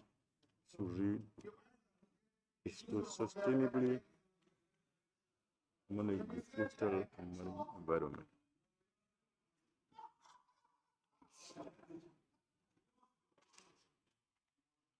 Is sustainably managing. All right, the honorable member for Woolly is proposing this amendment on page 4 of the bill. The second line on top. Have you seen it? If you look at the second line of the government, have you seen it? Whose main objective is to, he wants us to add TO. Is to sustainably manage the coastal and marine environment and associated biodiversity. So one is after is to, and then managing will be managed. Honorable Minister? Yeah, to is to, and then managing should now read manage. Yes. Page 4 on top, second line.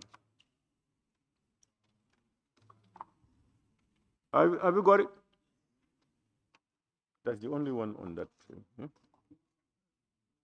That's the only one on interpretation. Spelling of Gina. But I asked you.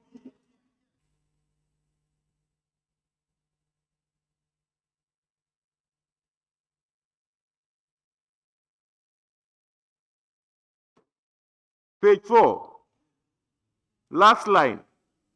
Spelling of Ginak instead of Ginak should be corrected. He's saying G-I-N-A-C-K and G-I-N-A-K.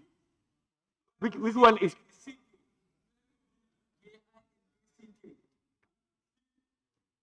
And how was it spelled here?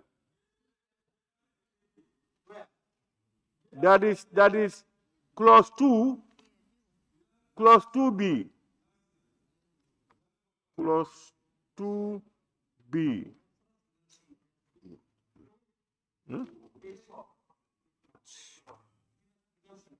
2B. On this side.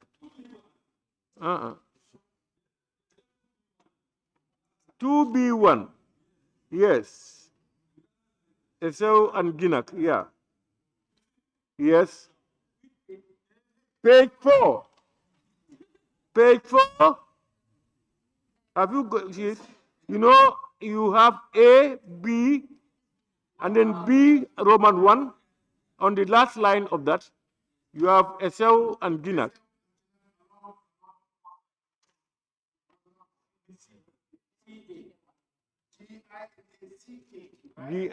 J-I. J.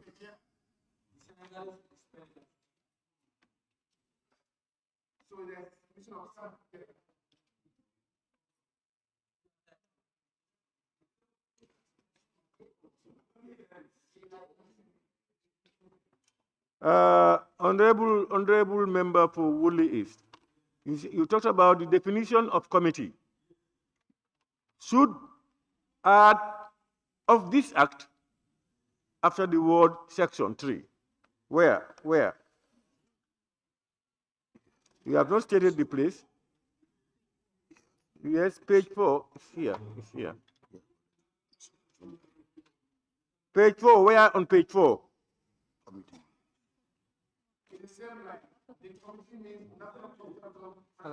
After section 2.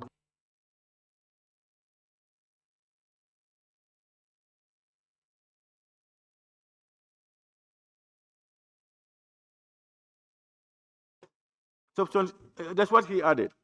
All right, I think we are in agreement.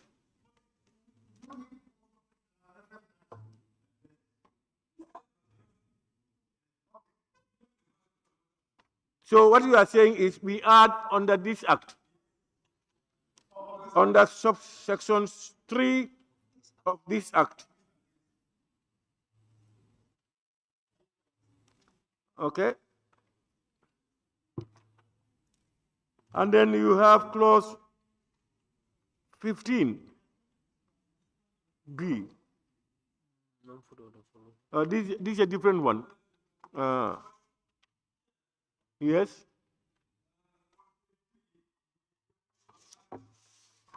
Page 3. Where? Page 3, where? Yes, of this act. Act means the Gambia Integrated Coastal Zone Management Act 2025. 2024, it should be 2026. But wherever that appears, it should read 2026.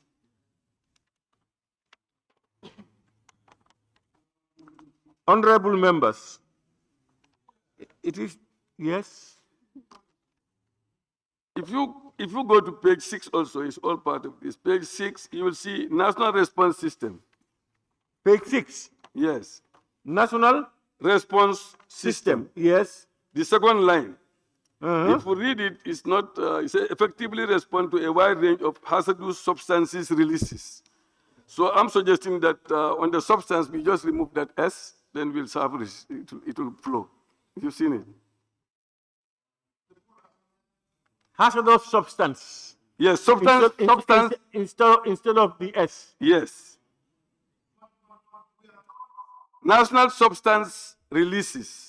But it does not take the plural in the circumstance because they are. No, if you are going to say releases, then you no. What is correct is what we are doing. Is it substances? If it is substances, then we remove the S from the releases. Yes. Yes. But because otherwise it will give it a different meaning. Yeah. So you are now proposing that national substances release. The release should take singular. The S should be removed. You see, you talk about substances, you don't talk about releases. Okay? So, see, please. We are not done yet. You are? Yes. No. You intervene. You interjected. No. So yeah.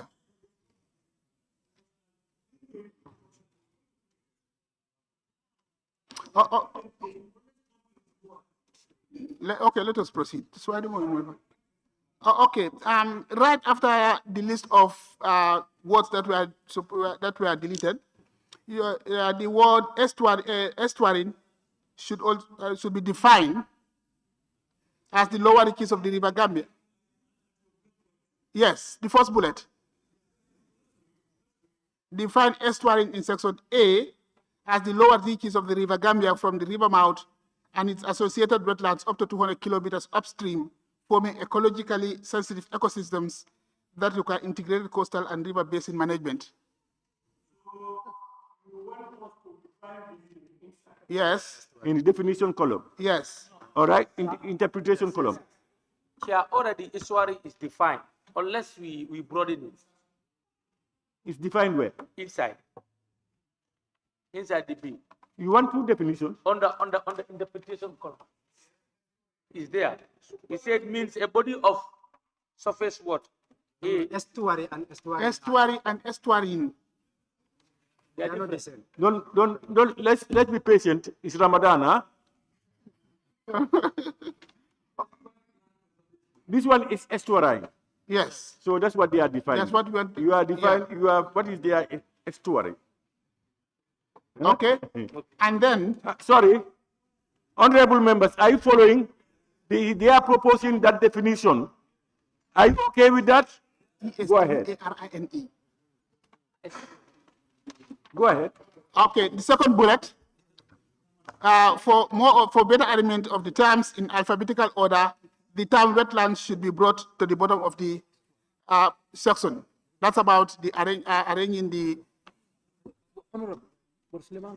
Yes, arrangement. Is it arranged in alphabetical order? Yes, except this one. Except that one alone? Yes. All others are in alphabetical order? Yes. Okay, honorable members, what is your take? I think that's okay. Okay, go ahead. It's a different word. Yeah, it is. Are you noting technical? Okay. Next one. Next one, impact. To be redefined as follows. It's a redefinition.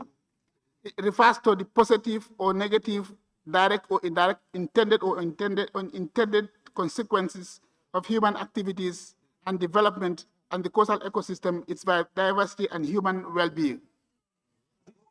That definition does not limit it. No. Huh?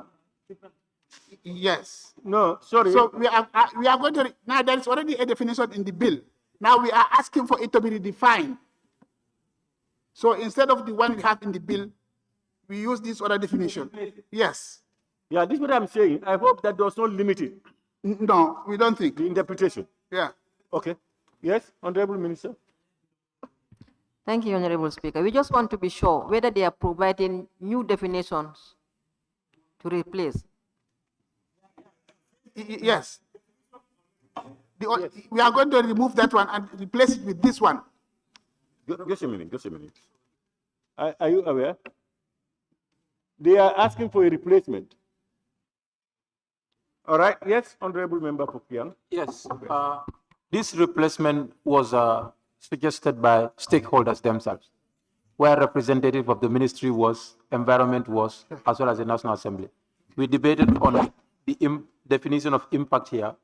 On the interpretation clause, we realized that that was limited. It's limited. So it's important to expand it so that it actually covers what it intended to cover in the bill. So this is why we decided to interpret in it. fact, the definition there is limited. Yeah, no, not only limited, but you are now expanding it. No, this one is more scientific. This one is more scientific. That one is a general definition, a linguistic definition. This one is more scientific. So this one, yes. Honorable Minister, are you comfortable? The only problem yes. here is, all right. So, those who are not in committee are enjoying the bill. all right, allowing honorable members. So we have agreed to that also. Next one. The word whosoever in definition of territorial. Sorry. Yes, somebody is. Yes. Yes, my observation is the chairperson amendment. They has to write it down because at the end of the day, both the table office and the ministry.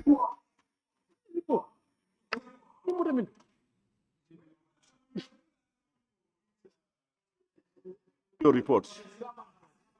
It's explicit on the report. All right, continue on page. We are now at furthermore. The fourth one, yes. The word whosoever in the definition of territorial sea should be corrected. In fact, it should be whatsoever. should be replaced with whosoever. No, I think that's an error, because what we have in the bill is whatsoever. That is what we want to change to whosoever. In the definition. In the definition of territorial area, yes, should be corrected to whosoever. That is where the error is. In the definition, in the bill, it is whatsoever we have in the bill. What is your proposal here? What are you telling us? To change it to whosoever. No, that's what no, you are not saying that here. No. Read it. Read. Wait a minute. Let me read. Just wait. No, let's get him clear first. Yeah. No, it's a typo error. It's a typo error. Now, we are reading it as you present it. Now, if there are errors, you correct it, let you know. Whosoever. Whosoever. And whosoever. Look at the difference, difference between the spellings. Yes. Whosoever and the one with E. Whosoever. So you are saying that the second one, the one with the E, is the one that should go and replace with whosoever. WHOSOEVER. Look at the two spellings. Yes, you know you want. Let me see. Where does it appear? Where does it appear? There's a spelling error. Where in the bill? Territorial definition of territorial sea. Speaker. Honorable Honorable Speaker. Territorial sea. This whosoever here should be replaced by this whosoever. Exactly, yes. WHOSOEVER. Chairman. Now, if you read the bill, it says Gambia whatsoever or whosoever. No, what I'm saying is, just wait. Whosoever and whosoever. Which one are you taking? No. Whosoever. Yes. Who, not who. Chairman, can I be heard, please? Yeah. No, Chairman, can I be heard? Look at the spelling properly. WHO. It's understood here. I understand. Hey, yes. WHO, you mean SE should be removed? Exactly, yes. Yes. Yes, Chairman. Okay, now let's go back to the definition. I'm coming. On yes, that area. Go ahead. Territorial sea means a distance of 12 nautical miles from a lower water mark. No, I'm coming there. I'm coming. Allow me land. Allow me land. Yeah. If you give me time, you understand where I'm coming from. No, but what I'm trying to emphasize is it on the same issue? Yes. Okay, go ahead. Now let me just fast forward now. The Gambia whatsoever or whosoever. What they did here was the correction on the spelling. Yes. OES to say OS. Now, but the whatsoever should remain, but he is saying that the whatsoever should go. No, it's not going. It's not going. My friend, listen to me. Go to answer now. I bet you $1,000. Majority. He is there. He said whatsoever. It was said, but we are. So, withdraw the chairman. It's withdrawn. Honorable, what we are clear is, instead of WHOSE, it should now be WHO. Yes. Huh? Yes. Okay. Look at, but this is clear. This is spelling.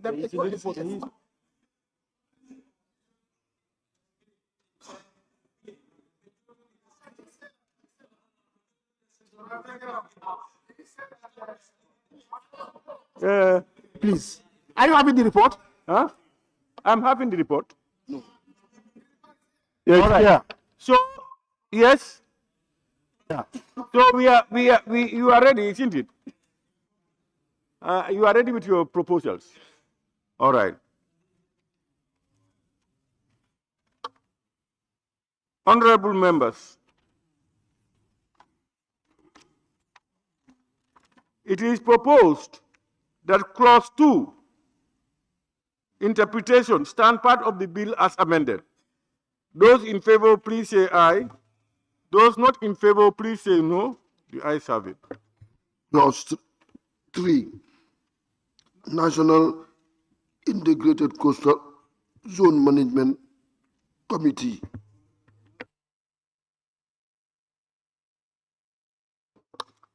It is proposed that clause 3, National Integrated Coastal Zone Management Committee, stand part of the bill. Those in favor, please say aye.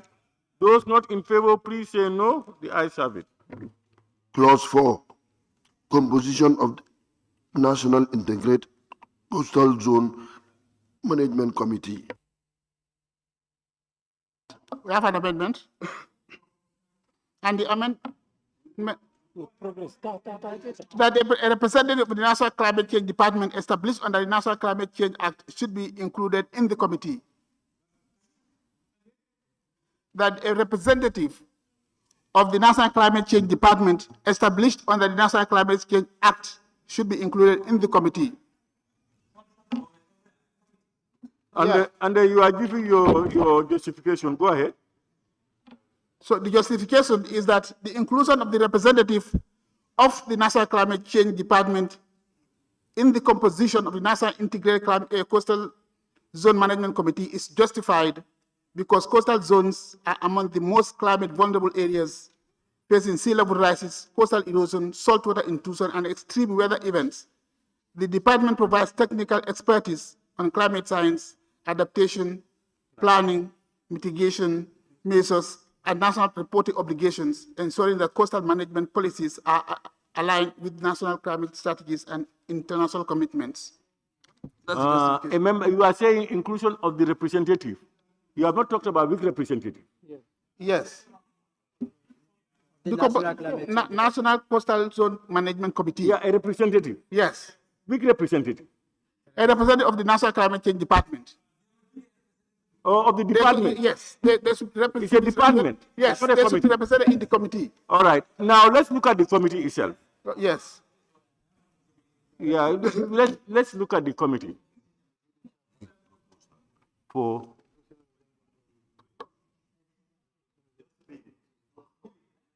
Committee A, the director of that directorate, who shall be the chairperson of the committee. B, a representative of the Gambia Tourism Board. C, a representative of the Department of Physical Planning and Housing. D, a representative of the Department of Fisheries. E, a representative of the National Roads Authority. F, a representative of the Geological Department. G, a representative of the Department of Parks and Wildlife Management. H, a representative of the Department of Water Resources. I, a representative of the Gambia Police Force. J, a representative of the Gambia Ports Authority. K, a representative of the Commander of the Gambia Navy. L, a representative of Gambia Maritime Administration. M, a representative of Fire and Rescue Services. N, a representative of Department of Forestry. O, a representative of National Disaster Management Agency. And P, a representative of the Office of the President. Yes, exactly, yes. you are in agreement. Go ahead. Chair, by looking at the list of these board members or the management committee, it's too long. And I want to be well informed. What will be the role of the fire service in this? No, it's not. It's Honorable, just listen. You are talking about the size. We are not talking about that. We are talking about the inclusion of something. We want to finalize on that. You are talking about whether it's big. No, they are different. I want us to deal with. No. We cannot deal with the two together. Please. Honorable members, are you in agreement that we include this one? All right, that is clear. What is going to be your proposal now?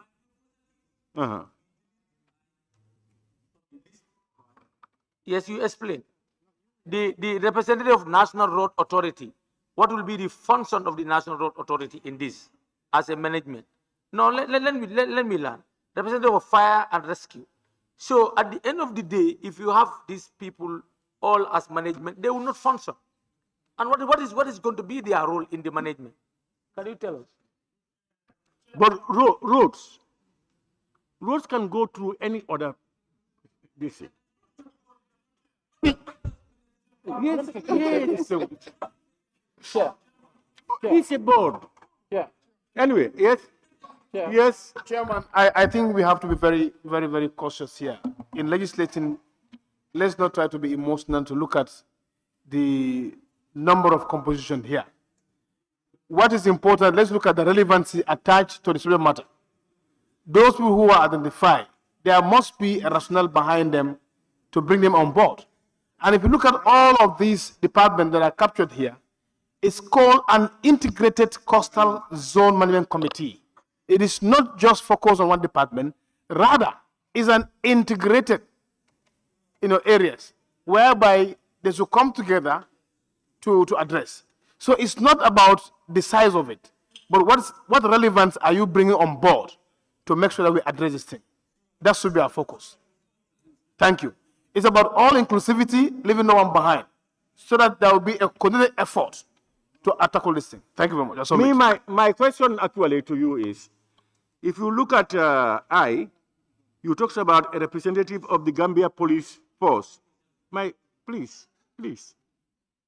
A representative of the Gambia Police Force, isn't it? That's what you have. But if you look at K, a representative of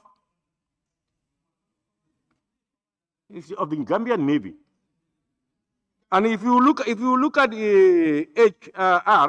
M rather, is a representative of not the commander or this thing, but of the fire services. Why should you say commander here? That commander should go away. Is a representative of the Gambian Navy. Otherwise, you have to justify all of them to say it is a representative of the IGP.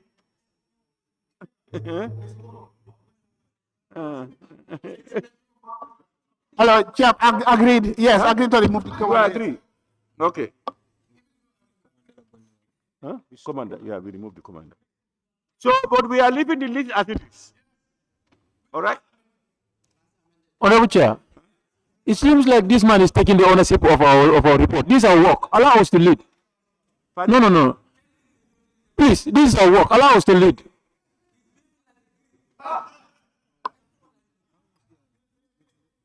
No, but I don't think there is any problem with people talking. No, but he is hijacking the chairman's work. He is hijacking the chairman's work. To you, until I learn, then you can come up. What I'm saying is, people can talk, that's parliament. But you talk when you are given the floor.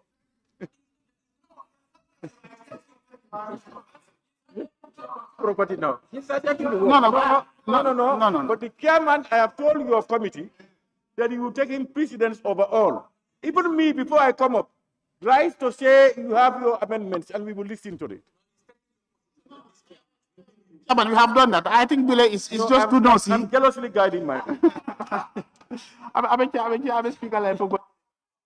So, honorable members, we are fine, huh? The only amendment is the commander. And the inclusion, I've forgotten that. Where is it, sir?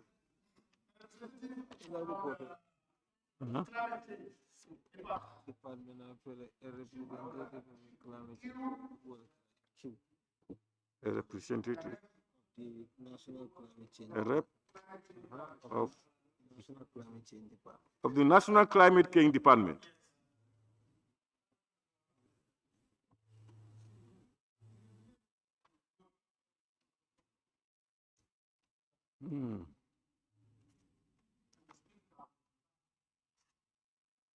Huh?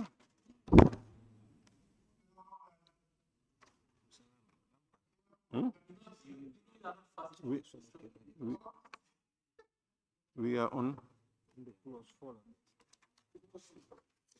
Honorable members, it is proposed that clause 4, composition. Oh, Chair, Sorry, I forgot. Sorry.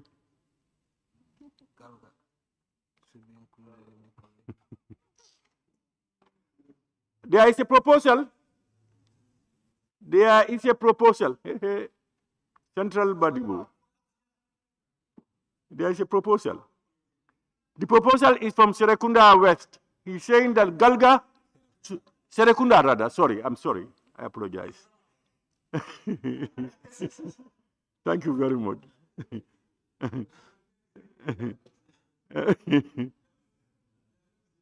Yes, they are not the same. Serekunda and Serekunda West are not the same. So therefore, I have to apologize. He's suggesting that Galga should be included in the committee. Galga, the area councils, Association of Area Councils. Yes. What's the justification? I think the honorable member, the senior ranking member, got it wrong this time around. He, of course, is a senior ranking member. Willie is a second time in parliament. Sorry, I apologize for the senior ranking member. So I can understand. Well, I can understand why this amendment is advanced, because it's still learning. It's a learning in process. So, Honorable Speaker, please delete that. We're not going to agree with that. Galga, what expertise are they bringing on board? Yeah. All your people are going with you. Yes, Kia West. Bile is dragging us so much. It's for the mover to justify it to the members. If we agree, we go, rather than him challenging before he advances his justification. Minority speaks. When they speak with a lot of voices and a lot of authority. That's why when they are saying, they say it, we and all these things. I think that's the only reason. But are we in agreement that we leave it as it is? But Chair, as I said, there is a need to include Galga in this committee. It is a norm in most of this, yes, because there is, in some... Please, allow him to learn. In some of the acts when he or learns, committees, you will see the...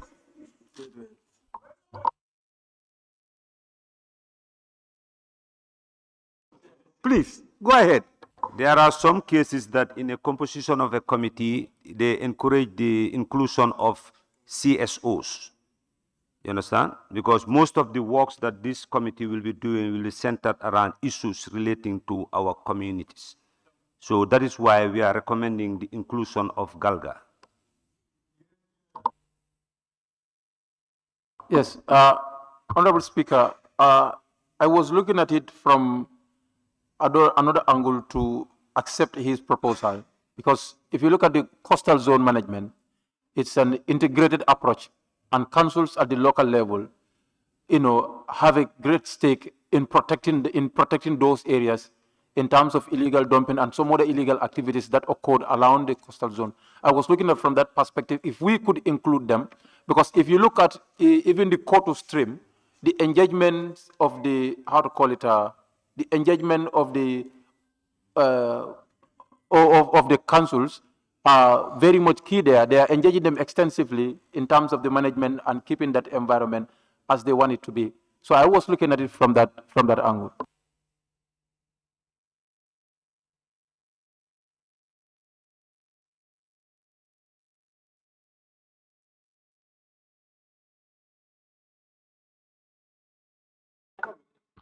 Yes, thank you very much, Chairman, for giving me the floor. I want the member to understand that I understand he comes from the council background. We are talking about the national composition. We are not operating at regional level now. We're not operating this committee at regional level. But however, let me allay his fears. If you go to subclause 2, there's a direction may invite any person with the appropriate knowledge or skill to participate in the deliberation of the committee. This is an exclusive right of the director to really call people when they have meeting at the regional level, they could be catered for. But we are talking about the national committee here. Yes. So basically, when we get further, we'll incorporate as ones. But I don't think as of now is relevant. Thank you, Chair. I think the proposal from Serekunda, I stand to support it, because when you say inclusive, you said the bill is very inclusive and it touches different areas. Now, Galga is an association of local government. So wherever it exists, Galga will be represented. The chairperson of Galga should be part of the board. Not the chairperson. Yes. The representative. A representative, okay. Yes, Honorable. Mr. Chairman, thank you. I'm also in support of the suggestion from Serekunda, for the simple reason that you're talking about the National Integrated Coastal Management, and that is within the country. So the country is divided into local administrations, And if you look at it sometimes, when you come to waste management, for example, the PEC committee traveled on a tour and we went to Bashe. In fact, the boreholes that were constructed there were used as a dump site. Without our intervention, it was going to be very difficult. But they tried individually. They were unable to. But we have to link both the local government ministry and the environment to make sure that that was taken off. So it's important for them to be represented in this. Okay, yes. Yes, Chair. If you go fast forward, page 12, there is an establishment of the Regional Integrated Coastal Zone Management Committee, whereby you have the Banjul Administrative Area Council, the Kanife Administrative Area, the Brikama Administrative Area, the Kerewan Administrative Area, and Masakongo Administrative Area. These are regional committees that are established in the region whereby this Galga could be incorporated in these committees. We are talking about the national level now. So basically, I don't think it's ideal once we have a committee here operating in the regional level as a Regional Coastal Zone Management Committee, which comprises of, all these structures. So I think it could be wise to leave it as it is, and then give the discretionary right to the director to incorporate anybody who he feels has expertise to join. Thank you.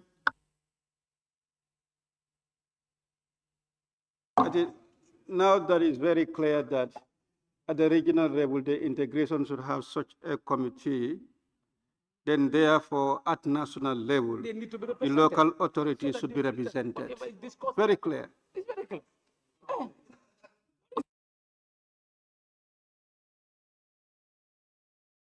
Yes. I tend to differ.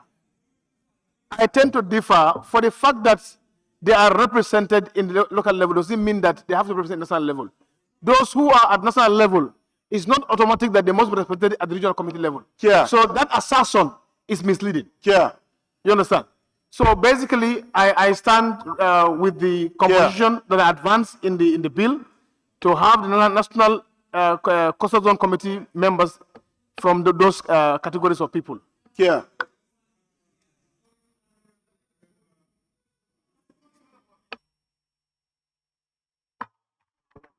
Thank you very much, Chair. Chair, I'm in support with the member for Serekunda with regards to his proposal, because Galga is a local authority that is responsible of all local government councils. So having a representative there means that it filters down to them. So they need to be there. My question actually is, don't go to vote, convince people. Is it Bilay alone? Bilay is one person. He has a right to it. But if others are convinced, it means we are going to do. Oh, my brother, please. My question is, probably I may be with him. My question is actually, honorable member for Central Badibu, please. I don't know. You have a different DNA. I don't know. I don't know what song. Sure. My question actually is, here we are. At the regional levels, councils will participate. But at the national level, a representative of Galga may not know the details of what is happening in all these areas as regards their territorial or these climate affected areas. Those are basically administrative issues. So if they are involved at that level, at the regional level, and that's where information comes from to the top, I think that's more than enough. But you want to involve them at the regional, at this level? For me, it looks a little, unless you are able to say it. Yeah. They are more. All right, let's see whether the Honorable Minister will be able to clear our doubts. And then I come back to you people. Thank you, No, we may not. Honorable Speaker. I also thank the members for that constructive engagement. But I just want to tell you, just few minutes ago, we received an objection that we need to reduce the number. If you look at all those that are directly or indirectly important, we will end up having everyone, including National Assembly, as part of this. But this is a regional, whereby we want to have, because if you look at their mandates, is a little bit more technical, that you would require specific skills to give their relevant inputs. But at the level of minute regions to local, we have this committee whose interests will be taken on board and then floated back to the national level or when decisions have been made. If we want to talk about relevancy, we will end up even having the select committee of the National Assembly being represented. No, I mean if you talk about relevance, if it is relevance, we have left out so many relevant institutions. We have left out so many relevant institutions, but because of the constraint in numbers. But that's why we have the executive director having the mandate. If there is any decision on the floor that requires the concentration of Galga or the council at that level, they will be opted in. Chairman, start with your minister. So I think we don't want to have a numbers just because of their numbers there, but when their interests are being covered, I think that is the essence. And in this case, we have the regional, we have the local, and we have the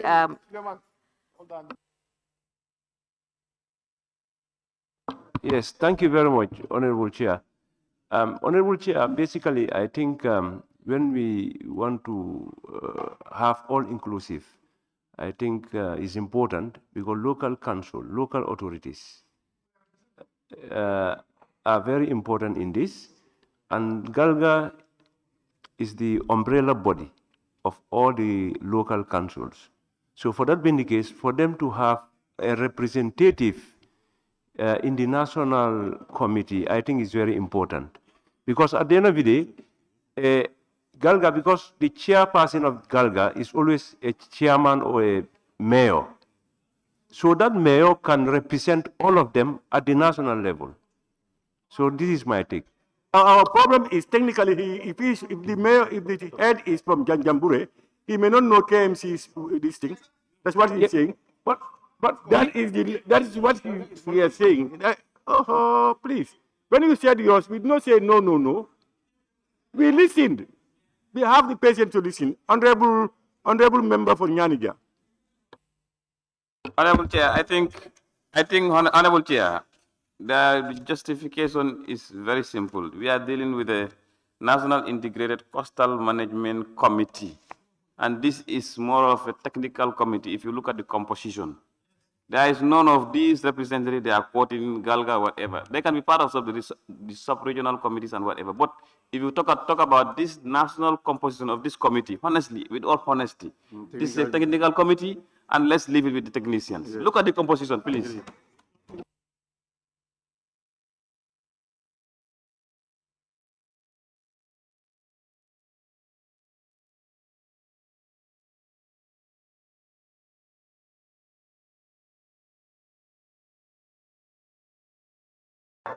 Yes. Mr. Chairman, Mr. Chairman,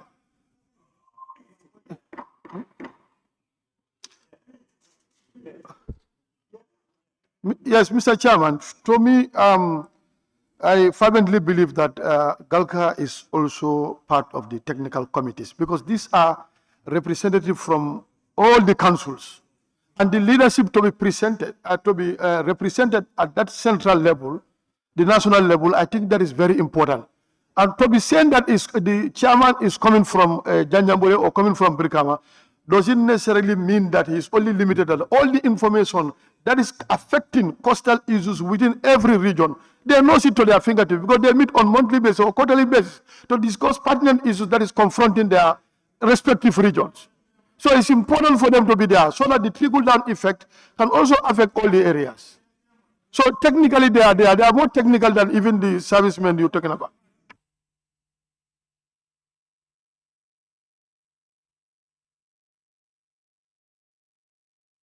Cantora. No, I'm saying, Chair, clause 4, there is nothing mentioned that this is a technical committee. It simply says National Integrated Coastal Zone Management Committee, but it does not say it's a technical committee. There is nothing mentioned there that says technical. So I don't know why people are putting a lot of emphasis on. Maybe it's in your head. I think why people are doing that is Honorable Minister herself said so. That is more of a technical committee, their rules. Yes, I'm giving. Yes, Janjambure. Thank you, Chair. I just want us to look at the composition itself and also factor what was coming from the Honorable Minister to say she will more of encourage technicians to form part of this committee. If that is so, why can't we suggest to have the Department of Local Government, considering the fact that some of these institutions that we have in the composition are Department of Fisheries, Department of, almost they are all departments. So we could have the Directorate of Local Government and Lands.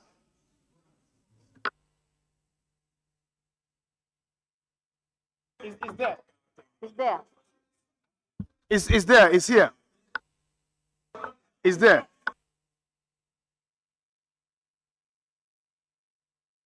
Don't say that somebody is doing wrong and I'm going to do wrong. No. You need not to tell me what I'm to do.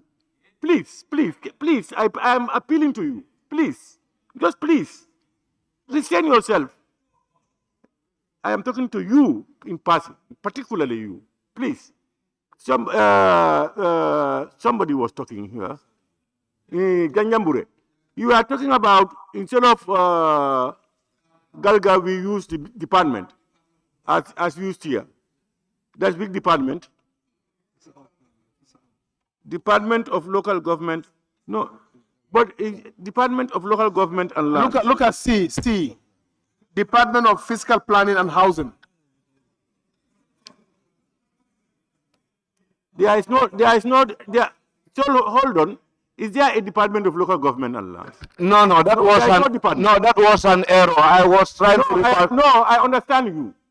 I'm just responding to some of them. That there is no department, local government and lands. There is no department like that. There is a ministry and a directorate. So you are the one making the suggestion. What are you suggesting? I'm suggesting that we use the Directorate of Local Government and Lands. But what I understand, Ganjambure, what I understand these people are saying is that there is one Department of Physical Planning and Passing. It's under the Ministry of Local Government. Does that satisfy you? Yes. Let's have you. Honorable Chair, if you look at the Department of Parks and Wildlife, Department of Fisheries, they are all under one ministry, but because they both matters, this is why they are there. So you cannot justify by having fiscal plan. Of course, have a major stake. This way have physical. In fact, if their stake is not as high than others, so fiscal planning you cannot substitute that one or that cannot replace for that of the local government. For local government, we are looking at the participation. Extensive participation of the local authorities who are representing the local people from the highest level to the regional level and up to the last level. That's what we are looking at. Okay, Serekunda. Chair, if you read the function of the committee, there is nothing technical here. And even in that clause 6C, the committee is more to facilitate stakeholders' involvement through consultative process on matters relating. And why we bring, it seems like the majority leader doesn't understand the spirit of including, definitely, this is a norm and a standard and a best practice all over the world. It is, if it comes to trade matters, trade issues, there is always a need to include the Chamber of Commerce of a particular country. You are misleading Parliament. If it is law-related matters, there is a need to include the Bar Association. Not all. So this time around, we want to engage the Association of Local Authorities. Don't dialogue. Honorable Member for Latrikunda. Thank you very much, Honorable Chairperson. First, I want to react to two issues.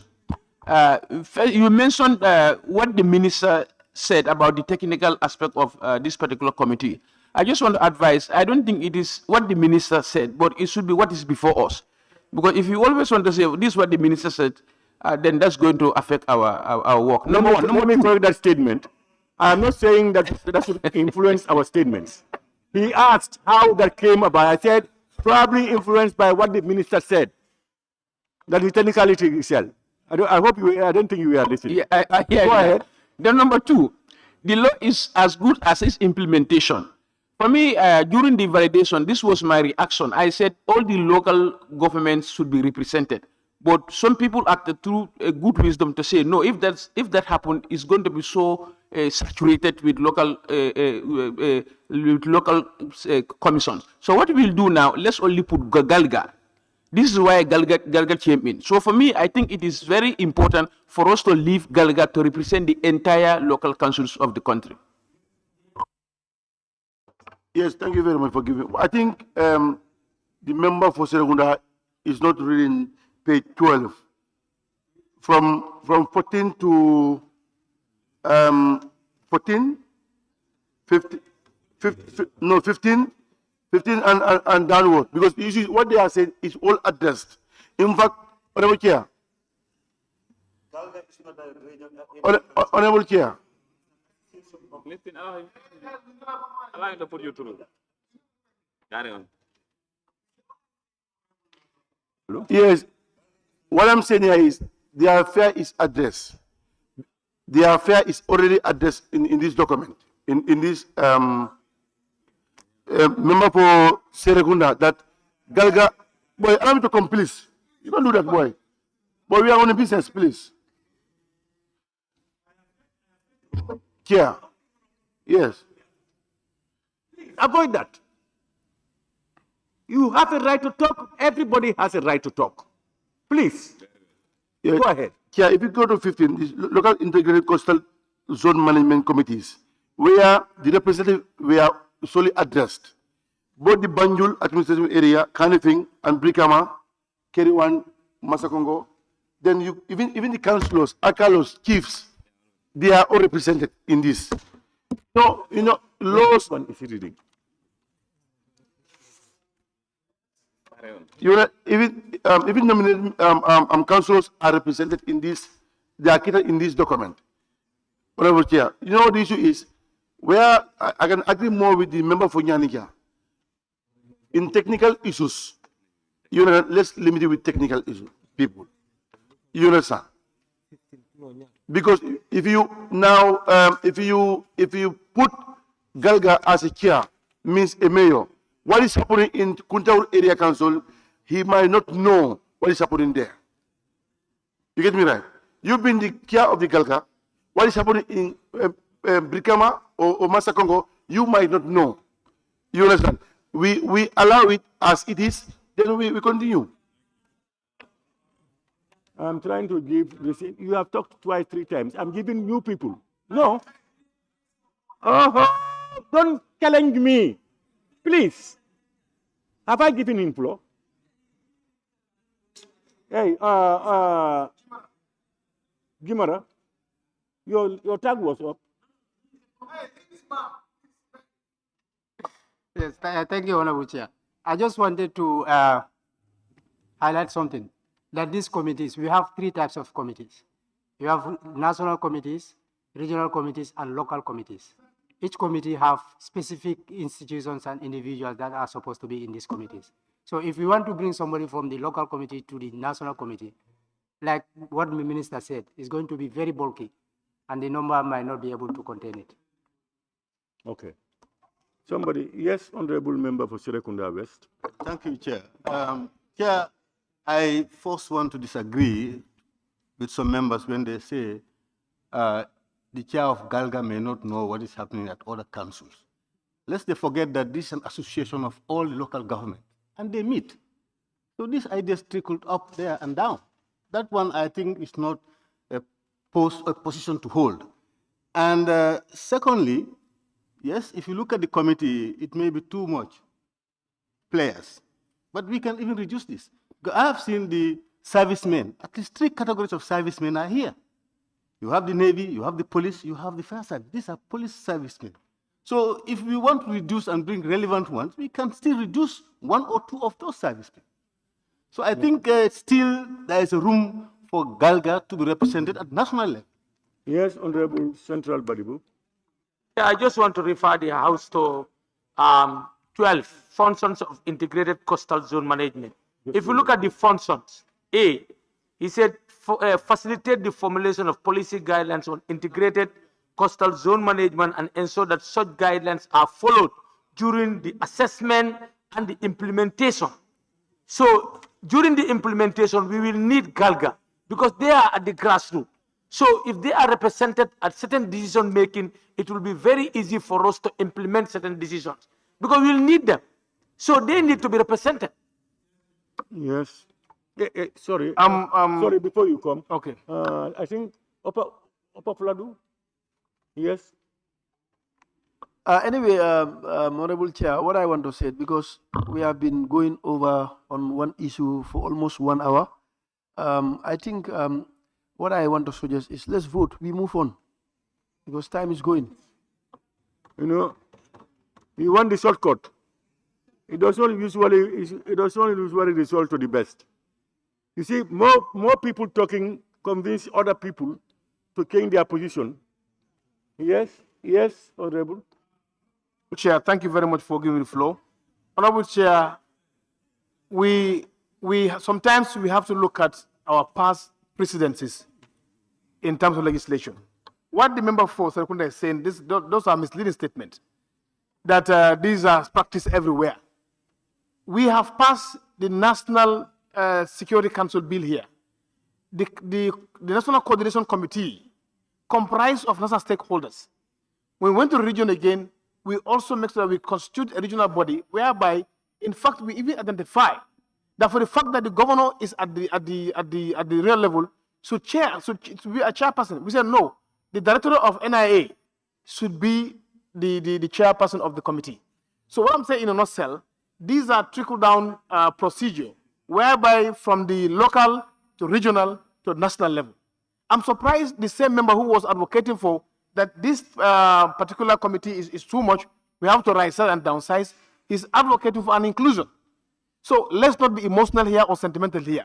Nobody is going against Galga, but we are saying what is feasible within this context. It doesn't matter if I'm an ex-councillor, I want to come and advance this thing. No.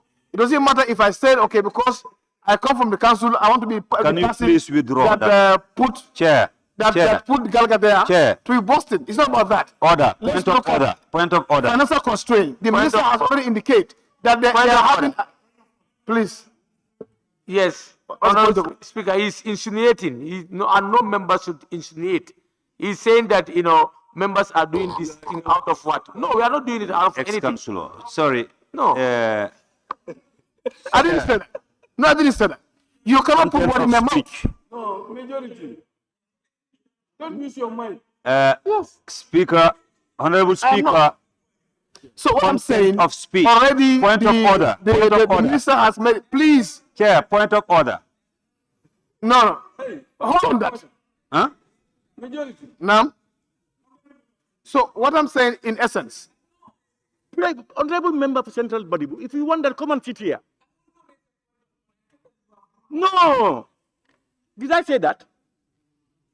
I never said that. What I said is I'm talking to him. Why? I thought. I said to him, you are telling me I thought. Please, no. Please don't be intercepting me what I'm saying. You have your colleagues around. They don't do that. Honorable member, please. Yeah. Point of order 29, content of speech. Every member shall restrict his or her observation to the subject under discussion here. The discussion is not about my CV. And I would want him to withdraw. I'm not an ex-councillor. I am a former councillor. Okay? Withdraw. No, you know what you have quoted doesn't apply. It's not relevant on this one. Whether it's ex-councillor or former one, if he's talking about ex-councillor and you are former, then it doesn't apply to you. Naturally. So, honorable members, let's get. What I wanted us to do is, it looks like some of us are closed up. When people are contributing, you don't even listen, so that you can be convinced to move to the other side if need be. From the look of things, the comments I'm hearing from various places now, it looks like Galga is getting some eminence in the whole thing. That's what it looks like. except if there are others who think otherwise. Because as I said, I don't want us to use, I want us to build consensus. Just hold on. To build consensus. If there are any, are there any people who think otherwise? Yeah, no, I'm coming to you after that. Are there any members who think otherwise? None. Okay, go ahead. Go ahead.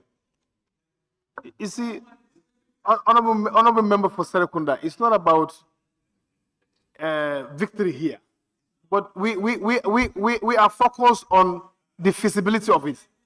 The minister has made it very clear that already they have received an alert in terms of the sizing of this committee, because it has some financial burden. So let's open up to ideas and open up to explanation so that you can sift. But if you are so close up that say, okay, where I hold it, I'm not going to sit my ground, you're not helping the process. So in a nutshell, Honorable Speaker, I'm appealing again once more time that having gone through page 12, these local councils or Galga are able to represent there. We could even advise that the association also be able to represent at the regional level and leave national level to technicians. Thank you very much. Unfortunate thing is you are not carrying along with your majority. That's the unfortunate side. That's why I said most members believe that Galga should be there. I have not done the vote. That's what I believe.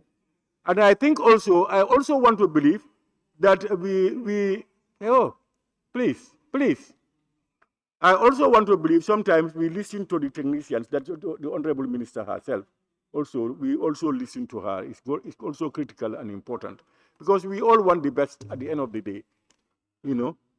So, honorable members, I don't know where we are now. Honorable Minister, are you convinced that we should have? Honorable Speaker, I think we need to consider that the bill is not only for us to implement or to have people there. So long as they will be represented, I think it's better. If you have two decisions here, to bring them and incur more costs and leave it as it is and yet still capture their interest, I think we will just leave it at it and then save money and then have their interest being covered. What is important for their interest to be covered?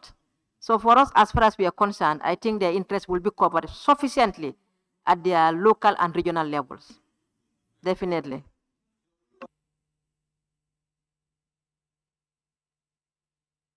Yes, honorable member for. Yes, after a thorough consultation and outside even the box, we are not agreeing with the minister in this. We want an inclusion there. This time we are not agreeing with the minister. Thank you.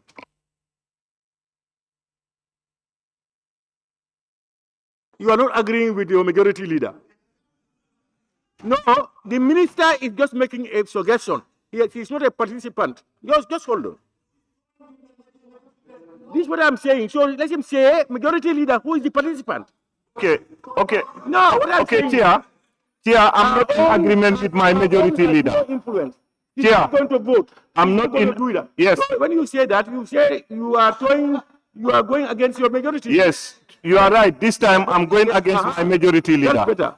Don't make yes. the minister a participant that is trying to take you along. So, honorable members, I want to believe that the majority is saying we include Galga. Except, my understanding, except probably with the majority leader. And yes, honorable member for Nyaniga also, I understand. And the honorable member for Lower Salu. Let's put it to a vote. I never wanted. Let's conclude now. Those who want Galga to be incorporated, please raise your tax. Galga inclusion, raise your tax.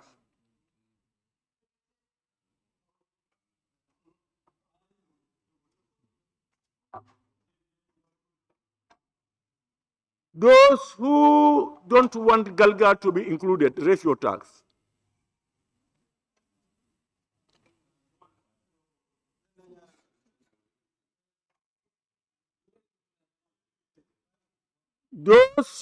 Those abstentions, abstention.